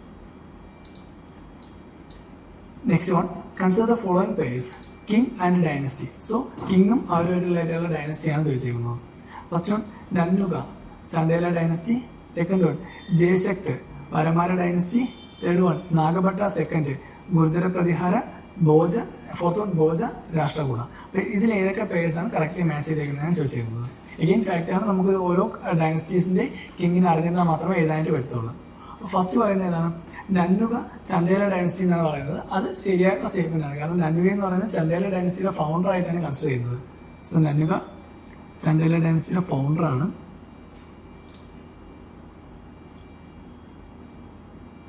അതുകൊണ്ട് ഫസ്റ്റ് സ്റ്റേറ്റ്മെന്റ് എന്താണ്? ശരിയാണ്, ഫസ്റ്റ് മാച്ചിങ് ശരിയാണ്, കാരണം നന്നുക എന്ന് പറയുന്നത് ചണ്ടേല ഡൈനസ്റ്റിയുടെ ഫൗണ്ടറാണ്. ദെൻ സെക്കൻഡ് വരുന്നത് എന്താണ്? ജയശക്ത്. ജയശക്ത് പരമാര ഡൈനസ്റ്റി എന്നാണ് പറയുന്നത്, പക്ഷേ ജയശക്ത് എന്താണ്? പരമാരല്ല, പകരം ജയശക്തും ചണ്ടേല കിങ് ആണ്. നന്നുകയുടെ സക്സസർ ആയിരുന്നു നന്നുകയുടെ സക്സസർ ആയിരുന്നു വാഗ്പതി. ഓക്കെ, നന്നുകയുടെ സക്സസറാണ് വാഗ്പതി. ഈ വാഗ്പതിയുടെ സണ്ണാണ് ആരെന്ന് പറയുന്നത്? ഈ ജയശക്ത് എന്ന് പറയുന്നത്. അപ്പോൾ വാഗ്പതിയുടെ സണ്ണാണ് ജയശക്ത്. ഓക്കെ, സോ നന്നുക നമ്മൾ പറഞ്ഞു ചണ്ടേല ഡൈനസ്റ്റിയുടെ ഫൗണ്ടറാണ്. നന്നുകയുടെ സക്സസർ ആയിരുന്നു ആരെന്ന് പറയുന്നത്? വാഗ്പതി എന്ന് പറയുന്നത്. വാഗ്പതിയുടെ സണ്ണാണ് ആരെന്ന് പറയുന്നത്? ജയശക്തി എന്ന് പറയുന്നത്. സോ ജയശക്തം ഏത് ഡൈനസ്റ്റി ആയിട്ട് റിലേറ്റഡ് ആണ്? ചണ്ടേല ഡൈനസ്റ്റി ആയിട്ട് റിലേറ്റഡ് ആണ്, പരമാര അല്ല. ഓക്കെ, അപ്പോൾ സെക്കൻഡ് സ്റ്റേറ്റ്മെന്റ് രണ്ടാമത്തെ മാച്ചിങ് റോങ് ആണ്. അപ്പോൾ നന്നുക ഡൈനസ്റ്റി ചണ്ടേലയാണ്, അത് ഫൗണ്ടർ ചെയ്ത ആരാണ്? നന്നുക ചണ്ടേല ഡൈനസ്റ്റിയിൽ വരുന്ന ആളാണ്, ഫൗണ്ടറാണ്. ഈ നന്നുകയുടെ സക്സസ് ആയിരുന്നു ആരെന്ന് പറഞ്ഞാൽ വാഗ്പതി എന്ന് പറയുന്നത്. ദെൻ വാഗ്പതിയുടെ സണ്ണാണ് ആരെന്ന് പറയുന്നത്? ജയശക്തി എന്ന് പറയുന്നത്. അപ്പോൾ ജയശക്തി പരമാരയിൽ വരുന്നതെന്ന് പറഞ്ഞാൽ റോങ് ആയിട്ടുള്ളതാണ്. ജയശക്തി ഏത് ഡൈനസ്റ്റി ആയിട്ട് റിലേറ്റഡ് ആയിട്ടാണ്? ചണ്ടേല ഡൈനസ്റ്റി ആയിട്ട് റിലേറ്റഡ് ആണ്. ദെൻ നെക്സ്റ്റ് വരുന്ന ഏതാണ്? നാഗഭട്ട ടു ഗുർജര പ്രതിഹാര എന്ന് പറയുന്നത്. അത് ശരിയായിട്ടുള്ള സ്റ്റേറ്റ്മെന്റ് ആണ്. നാഗഭട്ട എവിടുത്തെയാണ്? നാഗഭട്ട ടു ഗുർജര പ്രതിഹാരയിലുള്ളതാണ്. സോ മൂന്നാമത്തെ സ്റ്റേറ്റ്മെന്റ് ശരിയാണ്. ദെൻ ഫോർത്ത് വൺ പറയുന്നത് എന്താണ്? ഭോജ രാഷ്ട്രകൂട എന്നാണ് പറയുന്നത്, പക്ഷെ ഭോജ എന്താണ്? രാഷ്ട്രകൂടയല്ല. ഈ നാഗഭട്ട ടൂവിന്റെ ഗ്രാൻഡ് സൺ ആണ് ആരെന്ന് പറയുന്നത്? ഭോജ എന്ന് പറയുന്നത്. സോ നോർമലി ഭോജ ഏത് ഡൈനസ്റ്റി റിലേറ്റഡ് ആയിട്ടാണ് വരുന്നത്? ഗുർജര പ്രതിഹാരയാണ്, രാഷ്ട്രകൂടയല്ല. ഗുർജര പ്രതിഹാര. സോ അതുകൊണ്ട് എന്താണ്? ഫോർത്തും റോങ് ആണ്. അപ്പോൾ ഏതൊക്കെയാണ്? 2 പേഴ്സ് മാത്രമാണ് കറക്റ്റ്ലി മാച്ച് ചെയ്തേക്കുന്നത്. നന്നുക ചണ്ടേല ഡൈനസ്റ്റി, അതുപോലെ നാഗഭട്ട ഗുർജര പ്രതിഹാരം. ഇത് രണ്ടും മാത്രമാണ് കറക്റ്റായിട്ട് മാച്ച് ചെയ്തിട്ടുള്ളത്. ജയശക്തി ഏതിർത്തിയാണ്? പരമാര എന്നാണ് കൊടുത്തേക്കുന്നത്, പക്ഷേ പരമാരയല്ല. ജയശക്തി ഏതാണ്? ചണ്ടേല ഡൈനസ്റ്റിയിലാണ്. നന്നുകയുടെ സക്സസ് ആയിട്ടുള്ള വാഗ്പതിയുടെ സണ്ണാണ് ആരെന്ന് പറയുന്നത്? ജയശക്തി എന്ന് പറയുന്നത്. ദെൻ നാഗഭട്ട സെക്കൻഡ് ഗുർജര പ്രതിഹാരയാണ്. ആ നാഗഭട്ടയുടെ ഗ്രാൻഡ് സണ്ണാണ് ആരെന്ന് പറയുന്നത്? ഈ ഭോജ എന്ന് പറയുന്നത്. സോ ഭോജ രാഷ്ട്രകൂടയല്ല, ഭോജ ഏത് ഡൈനസ്റ്റിയാണ്? ഗുർജര പ്രതിഹാരയാണ്. അപ്പോൾ ആൻസർ വരുന്നത് 1 and 3 മാത്രമായിരിക്കും. Only 2 pairs. ഓപ്ഷൻ ബി ആണ് റൈറ്റ് ആൻസർ വരുന്നത്. Okay, next question. Which one of the following statements about Sangam literature in ancient South India is correct? Okay, so Sangam literature ആയിട്ട് ബന്ധപ്പെട്ട് correct statement ആയിരുന്നാണ് ചോദിച്ചിരിക്കുന്നത്. First one, Sangam poems are devoid of any reference to material culture. Sangam പോയത്തിൽ എന്താണ്? Material കൾച്ചറിനെ പറ്റിയൊന്നും പറയുന്നില്ല എന്നാണ് പറയുന്നത്. നമുക്ക് അറിയാവുന്ന കാര്യമാണ് സംഘം ലിറ്ററേച്ചറിൽ അല്ലെങ്കിൽ സംഘം പോയംസിൽ എന്താണ്? ഒരുപാട് മെറ്റീരിയൽ കൾച്ചറുമായിട്ട് റിലേറ്റഡ് ആയിട്ടുള്ള ഒരുപാട് കാര്യങ്ങൾ പറയുന്നുണ്ട്. എക്സാമ്പിൾ നമുക്കിപ്പോൾ ട്രേഡ്, ദെൻ ഫുഡ്, ക്ലോത്തിങ്. അപ്പോൾ ഇതിനെപ്പറ്റി എല്ലാം എന്താണ് സംഘം ലിറ്ററേച്ചറിൽ പറയുന്നുണ്ട്, എക്സ്പ്ലിസിറ്റ്ലി മെൻഷൻ ചെയ്യുന്നുണ്ട്. ട്രേഡിംഗ് ആയാലും അല്ലെങ്കിൽ ഫുഡിനെ പറ്റി ആയാലും ക്ലോത്തിങ്ങിനെ പറ്റിയില്ല, അതായത് ഇതുപോലെ മെറ്റീരിയൽ കൾച്ചറിനെ പറ്റിയെല്ലാം എന്താണ് അതിൽ ഡിസ്കസ് ചെയ്യുന്നുണ്ട്. സോ ഇവിടെ എന്താണ് ഡിവോയ്ഡ് എന്നാണ് പറഞ്ഞേക്കുന്നത്. അതിൻ്റെ ഫസ്റ്റ് സ്റ്റേറ്റ്മെൻറ്റ് എന്തായാലും റോങ് ആയിരിക്കും. Then second statement, the social classification of Varna system was known to Sangam poets. Okay, social classification of Varna system ഇപ്പോൾ ചാതുർവർണ്ണയത്തിനെ പറ്റിയൊക്കെ എന്താണ് സംഘം ലിറ്ററേച്ചറിൽ ഒരുപാട് മെൻഷൻ ചെയ്യുന്നുണ്ട്. സോ അതുകൊണ്ട് ആ ഒരു സ്റ്റേറ്റ്മെൻറ്റ് ശരിയാണ്. കാരണം സോഷ്യൽ ക്ലാസിഫിക്കേഷൻ ഓഫ് വർണ്ണ സിസ്റ്റം വാസ് നോൺ ടു സംഘം പോയിറ്റ്സ്. അതെന്താണ് ശരിയാണ്. കാരണം ഇതിലെന്താണ് സംഘം ലിറ്ററേച്ചറിൽ വർണ്ണ സിസ്റ്റത്തിനെ പറ്റി എന്താണ് മെൻഷൻ ചെയ്യുന്നുണ്ട്. സോ സെക്കൻഡ് സ്റ്റേറ്റ്മെൻറ്റ് ശരിയാണ്. Then third, Sangam poems have no reference to warrior ethic. Okay, Sangam പോയിംസിൽ എന്താണ് വാരിയർ എത്തിക്കിൻ്റെ ഒരു റെഫറൻസും ഇല്ലെന്നാണ് പറഞ്ഞിരിക്കുന്നത്. അത് എന്താണ് തെറ്റാണ്. കാരണം സംഘത്തിൽ എന്താണ് ഒരു കൈൻഡ് ഓഫ് പോയിംസ് ഇതിനു വേണ്ടി തന്നെ മാറ്റി വെച്ചിട്ടുണ്ട്. ആ പോയിംസിനെ എന്ന് പറയുന്നത് പുറം പോയിംസ് എന്ന് പറയും. പുറം പോയിംസ്. സോ ഇതെന്താണ് സ്പെസിഫിക്കലി ഫോക്കസ് ചെയ്യുന്നത് എന്തിനെ പറ്റിയാണ്? പബ്ലിക് ലൈഫ്, ദെൻ ഹീറോയിസം, വാരിയേഴ്സിൻ്റെ എത്നിക് സെലിബ്രേഷൻസ്. അപ്പോൾ ഇതിനെപ്പറ്റിയൊക്കെ, അതുപോലെ തന്നെ കിങ്സിൻ്റെയൊക്കെ ബ്രേവറി. അപ്പോൾ ഇതിനെപ്പറ്റിയൊക്കെയാണ് എന്ത് ഈ പുറം പോയിംസിൽ ഡിസ്കസ് ചെയ്യുന്നതാണ്. സോ അതുകൊണ്ട് എന്താണ് സംഘം പോയിംസിൽ no reference of warrior ethic എന്ന് വെച്ചാൽ അത് തെറ്റായിട്ടുള്ള സ്റ്റേറ്റ്മെൻ്റ് ആണ്. കാരണം അതിൽ റെഫറൻസ് ഉണ്ട്. കാരണം പുറം പോയിംസിൽ എന്തിനെ പറ്റി പറയുന്നുണ്ട്? വാരിയേഴ്സിൻ്റെയൊക്കെ എത്നിക് പറ്റി പറയുന്നുണ്ട്, സെലിബ്രേഷൻസിനെ പറ്റി പറയുന്നുണ്ട്, കിങ്സിൻ്റെ ബ്രേവറിയെ പറ്റി പറയുന്നുണ്ട്. അതുകൂടാതെ എന്താണ് പബ്ലിക് ലൈഫ്, ഹീറോയിസം, ഇതിനെപ്പറ്റിയെല്ലാം എന്താണ് ഈ ഒരു പോയിംസിൽ പറയുന്നുണ്ട്, അല്ലെങ്കിൽ സംഘം ലിറ്ററേച്ചറിൽ പറയുന്നുണ്ട്. ദെൻ ഫോർത്ത് സ്റ്റേറ്റ്മെന്റ് അല്ലെങ്കിൽ ഡി പറയുന്നത് എന്താണ്? Sangam literature refers to magical forces as irrational. Sangam literature എന്താണ് മാജിക്കൽ ഫോഴ്സസിനെ ഇറാഷണൽ ആയിട്ടാണ് കാണുന്നതെന്നാണ് പറഞ്ഞിരിക്കുന്നത്. പക്ഷേ എന്താണ് ഇറാഷണൽ ആയിട്ടല്ല, അവർ ഈ സൂപ്പർ നാച്ചുറൽ പവേഴ്സിനെയും അതുപോലെ എന്താണ് മാജിക്കൽ സ്പിരിറ്റ്സിനെ അല്ല, ഇതിനെല്ലാം എന്താണ് റാഷണൽ ആയിട്ടാണ്, നാച്ചുറൽ ഫോഴ്സിനെല്ലാം എന്താണ് അവർ ബിലീവ് ചെയ്തിരുന്നു. ഓക്കെ, സംഘം പീരീഡിൽ എന്തായിരുന്നു നാച്ചുറൽ ഫോഴ്സിനെ ബിലീവ് ചെയ്തിരുന്നു. എസ്പെഷ്യലി എന്താണ് ഇതുപോലെ സൂപ്പർസ്റ്റിഷൻസും അതുപോലെ എന്താണ് സൂപ്പർ നാച്ചുറൽ ഫോഴ്സുകൾ, സ്പിരിറ്റ്സുകൾ, ഇതിനെല്ലാം എന്താണ് അവർ ബിലീവ് ചെയ്യുകയാണ് ചെയ്തത്. പകരം അത് ഇറാഷണൽ ആയിട്ടല്ല കൺസിഡർ ചെയ്തിരുന്നത്. സോ അതുകൊണ്ട് ആ ഒരു സ്റ്റേറ്റ്മെന്റ് എന്താണ് റോങ് ആണ്. അപ്പോൾ ശരിയായിട്ടുള്ളത് ഏത് മാത്രമാണ്? സോഷ്യൽ ക്ലാസിഫിക്കേഷൻ ഓഫ് വർണ്ണ വാസ് നോട്ട് ടു സംഘം പോയിറ്റ്സ്. അത് മാത്രമാണ് ശരിയായിട്ടുള്ള സ്റ്റേറ്റ്മെന്റ് എന്ന് പറയുന്നത്. അപ്പോൾ ആൻസർ വരുന്നത് 93 ഓപ്ഷൻ ബി ആണ് വരുന്നത്. Next one, Yoga Vasishtha was translated into Persian by Nizamuddin Panipati during the reign of option A Akbar, option B Humayun, option C Shah Jahan, option D Aurangzeb. അപ്പോൾ യോഗ വസിഷ്ഠ എന്ന് പറയുന്ന ആ ഒരു കൃതി അല്ലെങ്കിൽ ആ ഒരു നോവൽ അത് നിസാമുദ്ദീൻ പാനിപ്പത്തി ആരുടെ റീജിയനിലാണ് ട്രാൻസ്ലേറ്റ് ചെയ്തതാണ്, പേർഷ്യനിലേക്ക് ട്രാൻസ്ലേറ്റ് ചെയ്തതാണ് ചോദിച്ചിരിക്കുന്നത്. ആൻസർ വരുന്നത് ഏതാണ്? ആൻസർ ഓപ്ഷൻ എ ആണ്. അക്ബറിൻ്റെ റീജിയനിലാണ് എന്ത്, അതായത് ലേറ്റ് 16th സെഞ്ചുറിയിൽ. ഓക്കെ, 16th സെഞ്ചുറിയിലാണ് നിസാമുദ്ദീൻ പാനിപ്പത്തി ഈ ഒരു യോഗ വസിഷ്ഠ എന്ന് പറയുന്നത് പേർഷ്യനിലേക്ക് ട്രാൻസ്ലേറ്റ് ചെയ്തത്. ഇത് ട്രഡീഷണലി ആരുമായിട്ട് ആട്രിബ്യൂട്ട് ചെയ്തിരുന്നു? വാൽമീകി മഹർഷിയായിട്ട് ആട്രിബ്യൂട്ട് ചെയ്ത ഒരു കൃതിയായിരുന്നു ഏതെന്ന് പറയുന്നത്. വാൽമീകി ആയിട്ട് റിലേറ്റ് ആയിട്ടുള്ളതാണ് ഏതെന്ന് പറയുന്നത് ഈ യോഗ വസിഷ്ഠ എന്ന് പറയുന്നത്. സോ അതിനെ പിന്നെ ആര് ട്രാൻസ്ലേറ്റ് ചെയ്തത്? നിസാമുദ്ദീൻ പാനിപ്പത്തി പേർഷ്യനിലേക്ക് ട്രാൻസ്ലേറ്റ് ചെയ്തത്. ആരുടെ റീജിയനിലായിരുന്നു? Late 16th സെഞ്ചുറിയിൽ അക്ബറിൻ്റെ റീജിയനിലായിരുന്നു. അപ്പോൾ ആൻസർ വരുന്നത് ഓപ്ഷൻ എ ആണ്, അക്ബർ ആയിരിക്കും വരുന്നത്. Next, the world's second tallest statue in sitting pose of Ramanuja was inaugurated by Prime Minister of India at Hyderabad recently. Which one of the following statements correctly represent the teaching of Ramanuja? So താഴെ പറയുന്നത് ഏതാണ് രാമാനുജന്റെ ടീച്ചിങ്സിൽ correct ആയിട്ട് വരുന്നതാണ് ചോദിച്ചിരിക്കുന്നത്. First statement, the best means of salvation was a devotion. Second, B, Vedas are eternal, self-existent and wholly authoritative. C, logical arguments were essential means for the highest bliss. And D, salvation was to be obtained through meditation. അപ്പോൾ ഏതാണ് രാമാനുജന്റെ teachings എന്നാണ് പറയുന്നത്, അല്ല അദ്ദേഹത്തിന്റെ course ഏതാണെന്നാണ് പറഞ്ഞേക്കുന്നത്. രാമാനുജന്റെ പ്രധാനപ്പെട്ട ഏതായിരുന്നു? അദ്ദേഹം പറഞ്ഞത് എന്താണ്? The best means of salvation was devotion. Okay, അദ്ദേഹം എന്താണ് ഭക്തിക്ക് അല്ലെങ്കിൽ ഡെവോഷൻ എന്നാണ് ഇമ്പോർട്ടൻസ് കൊടുത്തത്. And he said the best means of salvation was devotion എന്നാണ് പറഞ്ഞത്. സോ രാമാനുജൻ എന്ന് പറഞ്ഞാൽ തമിഴ്നാട്ടിൽ ഉണ്ടായിരുന്ന ഒരു ഫേമസ് ആയിട്ടുള്ള പ്രൊപ്പണന്റ് ആയിരുന്നു. So he was the proponent of എന്തായിരുന്നു? വിശിഷ്ട അദ്വൈത.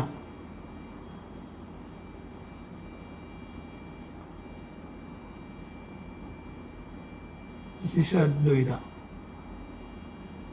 സോ അതിന്റെ പ്രൊപ്പണന്റ് ആയിരുന്നു എന്ന് പറയുന്നത് രാമാനുജൻ പറയുന്നത്. And he thought that bhakti to lord Vishnu. Okay, lord വിഷ്ണുവിനുള്ള ഭക്തിയാണ് എന്തിന് കാരണമാകുന്നത്? It helps to the salvation. Okay, സാൽവേഷന് കാരണമാകുന്നതാണ്. അത് പ്രൈമറി പാത്ത് ടു സാൽവേഷൻ എന്ന് അദ്ദേഹം പറഞ്ഞു. Okay, so the best means of salvation was the devotion to whom lord Vishnu. Okay, lord വിഷ്ണുവിനുള്ള ഭക്തിയാണത് സാൽവേഷന് പ്രധാനപ്പെട്ട കാരണം എന്ന് അദ്ദേഹം പറഞ്ഞു. Okay, salvation means mukti. Okay, so അതാണ്. അപ്പോൾ ആൻസർ വരുന്നതായിരിക്കും ഓപ്ഷൻ എ ആണ്. രാമാനുജന്റെ ടീച്ചിങ്സ് എന്താണ്? The best means of salvation was devotion, devotion to lord Vishnu. Okay, next one. The Prime Minister recently inaugurated the new circuit house near Somnath Temple at Veraval. Which of the following statements are correct regarding Somnath Temple? So again, Somnath Temple ne patti edakku statement aanu correct ennu choichirukkunnu. First one, Somnath Temple is one of the Jyotirlinga shrines. Second one, a description of Somnath Temple was given by Al-Biruni. Third, Pran Pradishta of Somnath Temple, that is the installation of the present day temple, was done by President S. Radhakrishnan. Well, ഏതൊക്കെ statement ആണ് ശരി? Option A 1 and 2 only, option D 2 and 3 only, option C 1 and 3 only, option D 1, 2 and 3. നോക്കി, first statement പറയുന്നത് എന്താണ്? Somnath temple is one of the jyotirlinga shrines. Somnath temple എന്താണ്? One of the jyotirlinga shrines എന്നാണ് പറയുന്നത്. അതെന്താണ്? ശരിയാണ്. കാരണം നമുക്ക് 12 ജ്യോതിർലിംഗ ഷ്രൈൻസ് ആണുള്ളത്. അതിൽ ഒരു ഇമ്പോർട്ടൻ്റ് ആയിട്ടുള്ള ജ്യോതിർലിംഗ ഷ്രൈൻസ് ആണ് എന്ന് പറയുന്നത് സോംനാഥ് ടെമ്പിൾ എന്ന് പറയുന്നത്.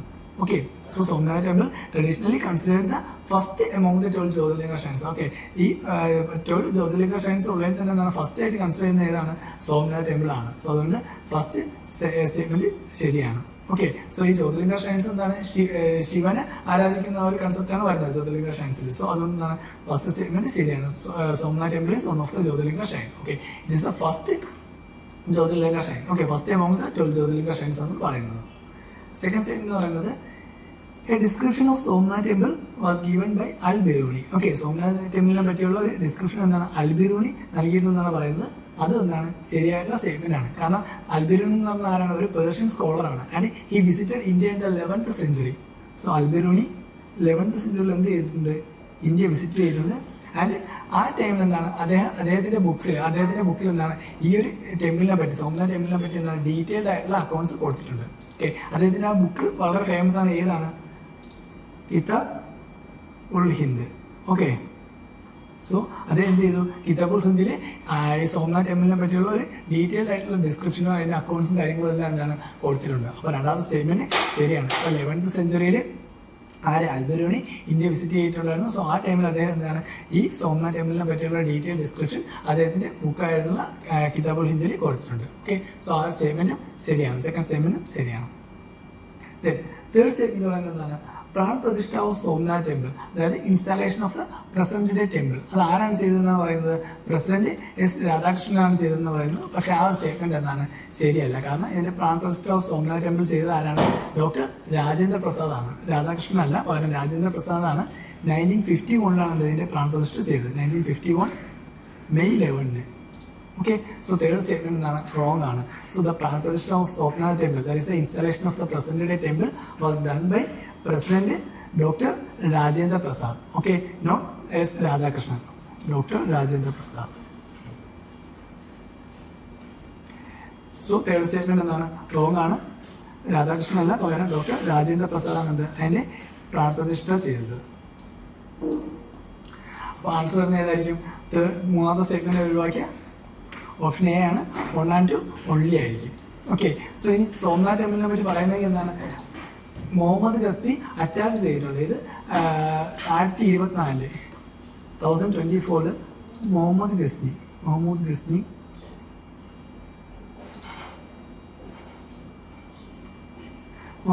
എന്താണ് 2024 ഈ സോംനാഥ് ടെമ്പിൾ അറ്റാക്ക് ചെയ്തിട്ടുണ്ട്. അദ്ദേഹത്തിന്റെ ഒരു 5000-ഓളം വരുന്ന സോൾജേഴ്സിനെയും കൊണ്ടാണ് സോംനാഥ് ടെമ്പിൾ വന്ന് അറ്റാക്ക് ചെയ്യുകയും ഇവിടെ നിന്നാണ് ടെമ്പിൾ കംപ്ലീറ്റ് ആയിട്ട് തകർക്കുകയും അവിടെ ബാക്കി കാര്യങ്ങളെല്ലാം ലൂട്ട് ചെയ്തുകൊണ്ട് പോവുകയും ചെയ്തിട്ടുണ്ട്. പിന്നീടാണ് ഇത് വീണ്ടും കൺസ്ട്രക്ട് ചെയ്ത് ഇന്ന് കാണുന്ന ലെവലിലേക്ക് കൊണ്ടുവന്നത്.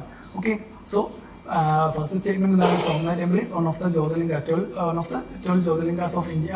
Then second statement, a description of Somnath temple was given by Al-Biruni in Kitab ul-Hind. Then third statement, pran pratishtha of Somnath temple done by whom? President S. Radhakrishnan അല്ല, പകരം ഡോക്ടർ രാജേന്ദ്ര പ്രസാദ് ആണ്. Okay, അപ്പോൾ ഫസ്റ്റും സെക്കൻഡും statement മാത്രമാണ് ശരി, മൂന്നാമത്തെ statement എന്താണ്? തെറ്റാണ്. ഓക്കെ, അപ്പോൾ ആൻസർ വരുന്നത് ഓപ്ഷൻ എ ആയിരിക്കും. Next 97. Which one of the following statements best describes the role of B cells and T cells in the human body? Okay, B സെൽസും ടി സെൽസും ഹ്യൂമൻ ബോഡിയിലെ ബി സെൽസും T സെൽസിന്റെ ഉപയോഗം എന്താണ്? അല്ലെങ്കിൽ അതിനെ ഏതായിട്ടാണ് കൺസിഡർ ചെയ്യുന്നത്? Option A, they protect the body from environmental allergens. Option B, they alleviate the body's pain and inflammation. Option C, they act as immunosuppressants in body. Option D, they protect the body from the disease causing pathogens. അപ്പോൾ ഇതിൽ ഏതൊക്കെ സ്റ്റേറ്റ്മെൻ്റാണ് ശരിയെന്നാണ് ചോദിച്ചേക്കുന്നത്. First നമുക്ക് B സെൽസിനെ പറ്റി നോക്കാം.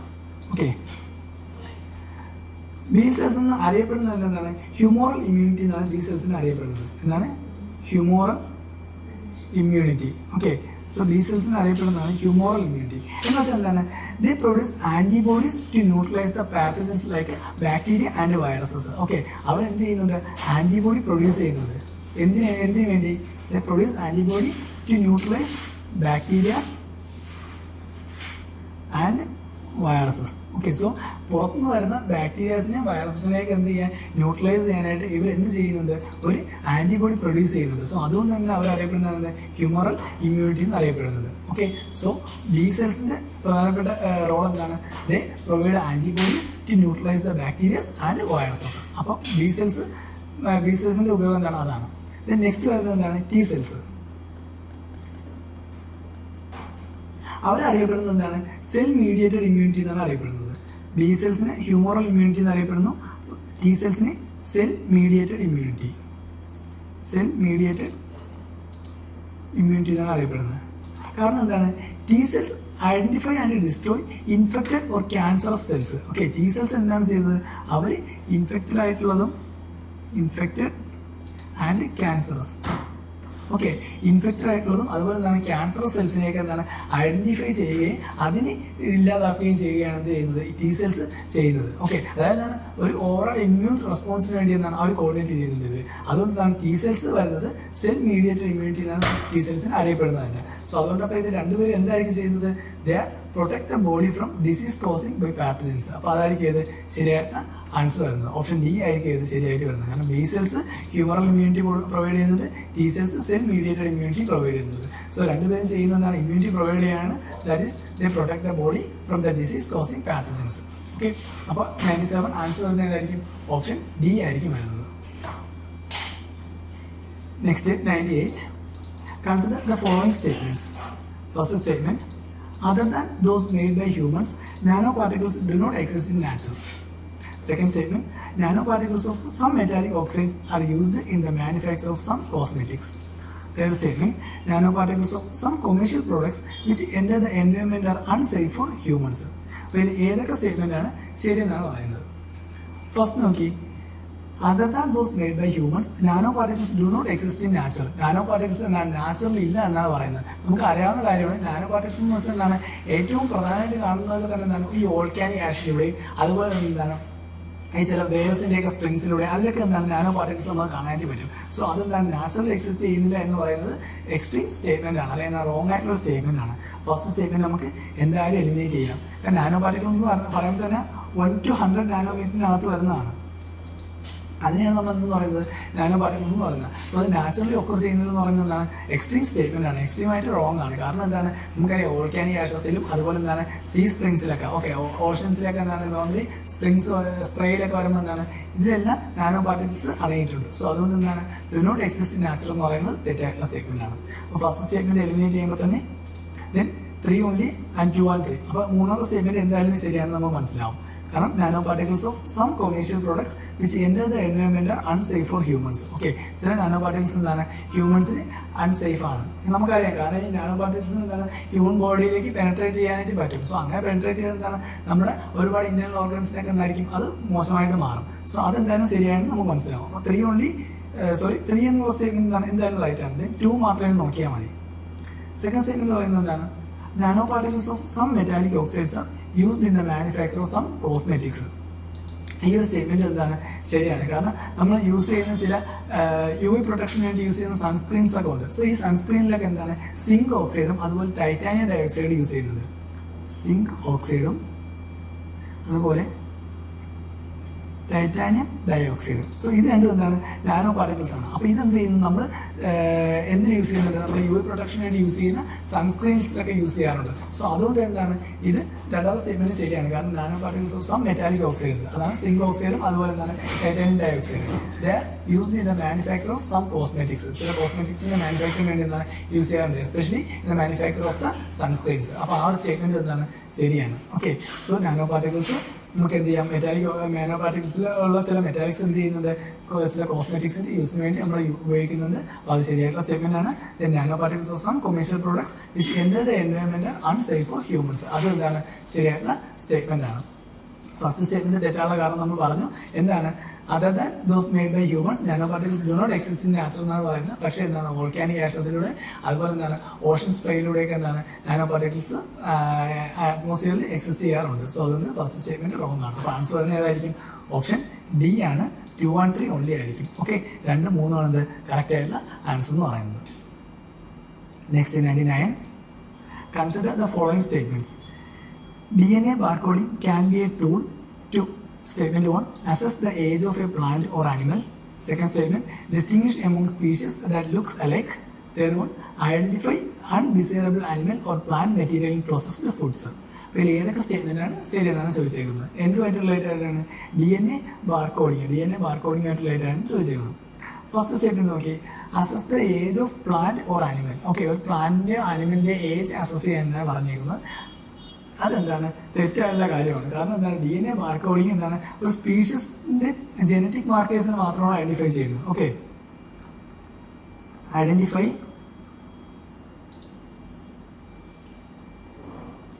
Species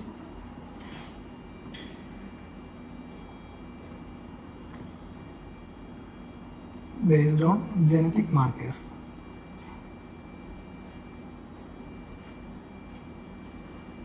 okay, so അതാണ് സ്പീഷീസിന്റെ genetic മാർക്കേഴ്സിനെ മാത്രമാണ് ഐഡന്റിഫൈ ചെയ്യുന്നത്. And it does not determine the chronological age of an individual organism. So എന്താണ് ഒരു ഓർഗാനിസത്തിന്റെ ക്രോണോളജിക്കൽ ഏജും മറ്റൊന്നും എന്താണ് ഈ ഒരു DNA ബാർകോഡിങ് വെച്ച് എന്താണ് നമുക്ക് ഡിറ്റക്ട് ചെയ്യാൻ സാധിക്കത്തില്ല. സോ ഫസ്റ്റ് സ്റ്റേറ്റ്മെന്റ് എന്താണ് റോങ് ആണ്. Then 3 only, 2 and 3. അപ്പോൾ എന്താണ് 3 ശരിയായിരിക്കും. കാരണം identify undesirable animal on plant material in A processed foods, അതെന്താണ് ശരിയായിട്ടുള്ള സ്റ്റേറ്റ്മെന്റ് ആണ്. Okay, so widely used in the food safety industry, അല്ലെങ്കിൽ ഫുഡ് സേഫ്റ്റി കാര്യങ്ങൾ നോക്കാനായിട്ട് എന്താണ് ഇത് നമുക്ക് DNA ബാർകോഡിങ് യൂസ് ചെയ്യും. കാരണം അവിടെ എന്താണ് identify undesirable animal or plant material in the processed ഫുഡിൽ അങ്ങനെ എന്തെങ്കിലും സ്പീഷീസ് എന്താണ് നമുക്ക് ഈ DNA ബാർകോഡിങ് യൂസ് ചെയ്യാൻ കണ്ടുപിടിക്കാൻ പറ്റും. Second statement, distinguish among species that looks alike. Okay, so അതായത് ക്രിപ്റ്റിക് സ്പീഷീസ് എന്നാണ് പറയുന്നത്. അതായത് 2 സ്പീഷീസ് ലുക്സ് അലൈക്ക്, സെയിം പോലെ തോന്നുന്നത്. സോ അതിനെ എന്താണ് നമുക്ക് ഡിസ്റ്റിംഗ്വിഷ് ചെയ്യാനായിട്ട് എന്താണ് ഇത് യൂസ് ചെയ്ത് പറ്റും. കാരണം it can identify cryptic species that morphologically identical ആയിരിക്കും. ഓക്കെ, മോർഫോളജിക്കലി ഐഡന്റിക്കൽ അങ്ങനെയുള്ള സ്പീഷീസ് എന്ന് പറയുന്നത് ക്രിപ്റ്റിക് സ്പീഷീസ്. സോ ക്രിപ്റ്റിക് സ്പീഷീസിന് എന്താണ് ഐഡന്റിഫൈ ചെയ്യാനായിട്ട് പറ്റും. സോ അപ്പോൾ ആൻസർ ഏതായിരിക്കും, ആൻസർ ഓപ്ഷൻ ഡി ആണ്, 2 and 3 ആയിരിക്കും. ഓക്കെ, 2, 3 മാത്രമാണ് കറക്റ്റ് ആയിട്ടുള്ള സ്റ്റേറ്റ്മെന്റ് വരുന്നത്. ഓക്കെ, നെക്സ്റ്റ് ലാസ്റ്റ് ക്വസ്റ്റ്യൻ ആണ് ഇന്നത്തെ. Consider the following statement. Carbon monoxide, nitrogen oxide, ozone, sulphur dioxide. Excess of which of the above in the environment is or are cause of acid rain. Okay, അപ്പോൾ ഇത് ഏതാണ് acid rain cos ചെയ്യുന്നതെന്ന് പറയുന്നത് നമുക്ക് അറിയാവുന്ന കാര്യമാണ്. ഏതാണ്, nitrogen ഓക്സൈഡും സൾഫർ ഡയോക്സൈഡും. Oxides of nitrogen and sulphur ആണ് എപ്പോഴും ആസിഡ് റെയിൻ കോസ് ചെയ്യുന്നത്. ഓക്കെ, സോ ആൻസർ ഏതായിരിക്കും, 2 and 4 ഓൺലി ആയിരിക്കും. ഓക്കെ, എപ്പോഴും നൈട്രജൻ ഓക്സൈഡ്സും അതുപോലെ എന്താണ് സൾഫറിന്റെ ഓക്സൈഡ്സും സൾഫർ ഡയോക്സൈഡും ആണ് എന്ത് ആസിഡ് റെയിൻസിന് കാരണമാകുന്നത്. നമുക്കറിയാം ഈ നൈട്രജൻ ഓക്സൈഡ് എന്ത് ചെയ്യുന്നുണ്ട്, വാട്ടറുമായിട്ട് റിയാക്ട് ചെയ്യുന്നുണ്ട്. എന്നിട്ട് എന്തുണ്ടാകുന്നുണ്ട്, നൈട്രജൻ വാട്ടറുമായിട്ട് റിയാക്ട് ചെയ്തിട്ട് HNO3 ആവും. ഓക്കെ, HNO3 എന്ന് വെച്ചാൽ നൈട്രിക് ആസിഡ്. ഓക്കെ, സോ അറ്റ്മോസ്ഫിയറിലുള്ള ഈ നൈട്രജൻ ഓക്സൈഡ് എന്ത് ചെയ്യുന്നുണ്ട്, നൈട്രജൻ ഓക്സൈഡ് വാട്ടറുമായിട്ട് റിലേറ്റ് ആവുന്നുണ്ട്. ഓക്കെ, നൈട്രജൻ ഓക്സൈഡ് എന്തായാലും വാട്ടറുമായിട്ട് റിലേറ്റ് ആയിട്ട് എന്താവുന്നുണ്ട്, HNO3 ആയിട്ട് മാറുന്നുണ്ട്. ഓക്കെ, സോ HNO3 ആയി മാറും. അപ്പം ഫസ്റ്റ് നൈട്രജൻ ഓക്സൈഡ് റൈറ്റ് ആണ്. സോ HNO3 എന്ന് വെച്ചാൽ നൈട്രിക് ആസിഡ് ആണ്. ദെൻ സെക്കൻഡ് പറയുന്നത് എന്താണ്, സൾഫർ ഡയോക്സൈഡ്. ഓക്കെ, അപ്പോൾ ഈ സൾഫർ ഡയോക്സൈഡ് എന്തുമായിട്ട് വാട്ടറുമായിട്ട് എഗെയിൻ കോണ്ടാക്ട് ആയിട്ട് എന്ത് വരും, H2SO4 ആയി മാറും. അതായത് സൾഫ്യൂരിക് ആസിഡ്. ഓക്കെ, സോ ഈ സൾഫർ ഡയോക്സൈഡും വാട്ടറുമായിട്ട് റിലേറ്റ് ആയിട്ട് H2SO4 ആയി മാറും. അതിനെന്ന് പറയുന്നത് സൾഫ്യൂരിക് ആസിഡ് എന്ന് പറയുന്നത്. So nitric acid sulphuric acid രണ്ടും എന്താണ് ആസിഡിക്കാണ്. So these causes the acid rain. ഇത് രണ്ടും ആസിഡ് റെയിന് കാരണമാകുന്നത്. അപ്പോൾ ആൻസർ വരുന്നത് ഏതാണ്? ഓപ്ഷൻ ബി ആണ്. 2 and 4 ഓൺലി ആയിരിക്കും. ഓക്കെ, സോ നമ്മൾ 2022 ക്വസ്റ്റ്യൻസ് ഇവിടെ കംപ്ലീറ്റ് ആയിട്ടുണ്ട്. നെക്സ്റ്റ് സെക്ഷനിൽ 2023 ക്വസ്റ്റ്യൻസ് ആയിരിക്കും ഡിസ്കസ് ചെയ്യുന്നത്. അപ്പോൾ ഈ സെക്ഷനിൽ അല്ലെങ്കിൽ ഈ 2022 ക്വസ്റ്റ്യൻസിൽ എന്തെങ്കിലും ഡൗട്ട്സ് ഉണ്ടെങ്കിൽ ഞാൻ കമൻറ്റ് സെക്ഷനിൽ ചോദിക്കാവുന്നതാണ്. Okay, thank you. We offer well-equipped reading rooms for students. Reading room and premium reading room. Our facilities are comfortable and executive chairs, inbuilt lockers, Wi-Fi, newspapers, periodicals, and a fully air-conditioned, peaceful environment and CCTV secured. Additional facilities include clean drinking water, a separate lunch area, and a game zone, chess and carom, for relaxation. For admission, contact us on 90944854485 Trivandrum.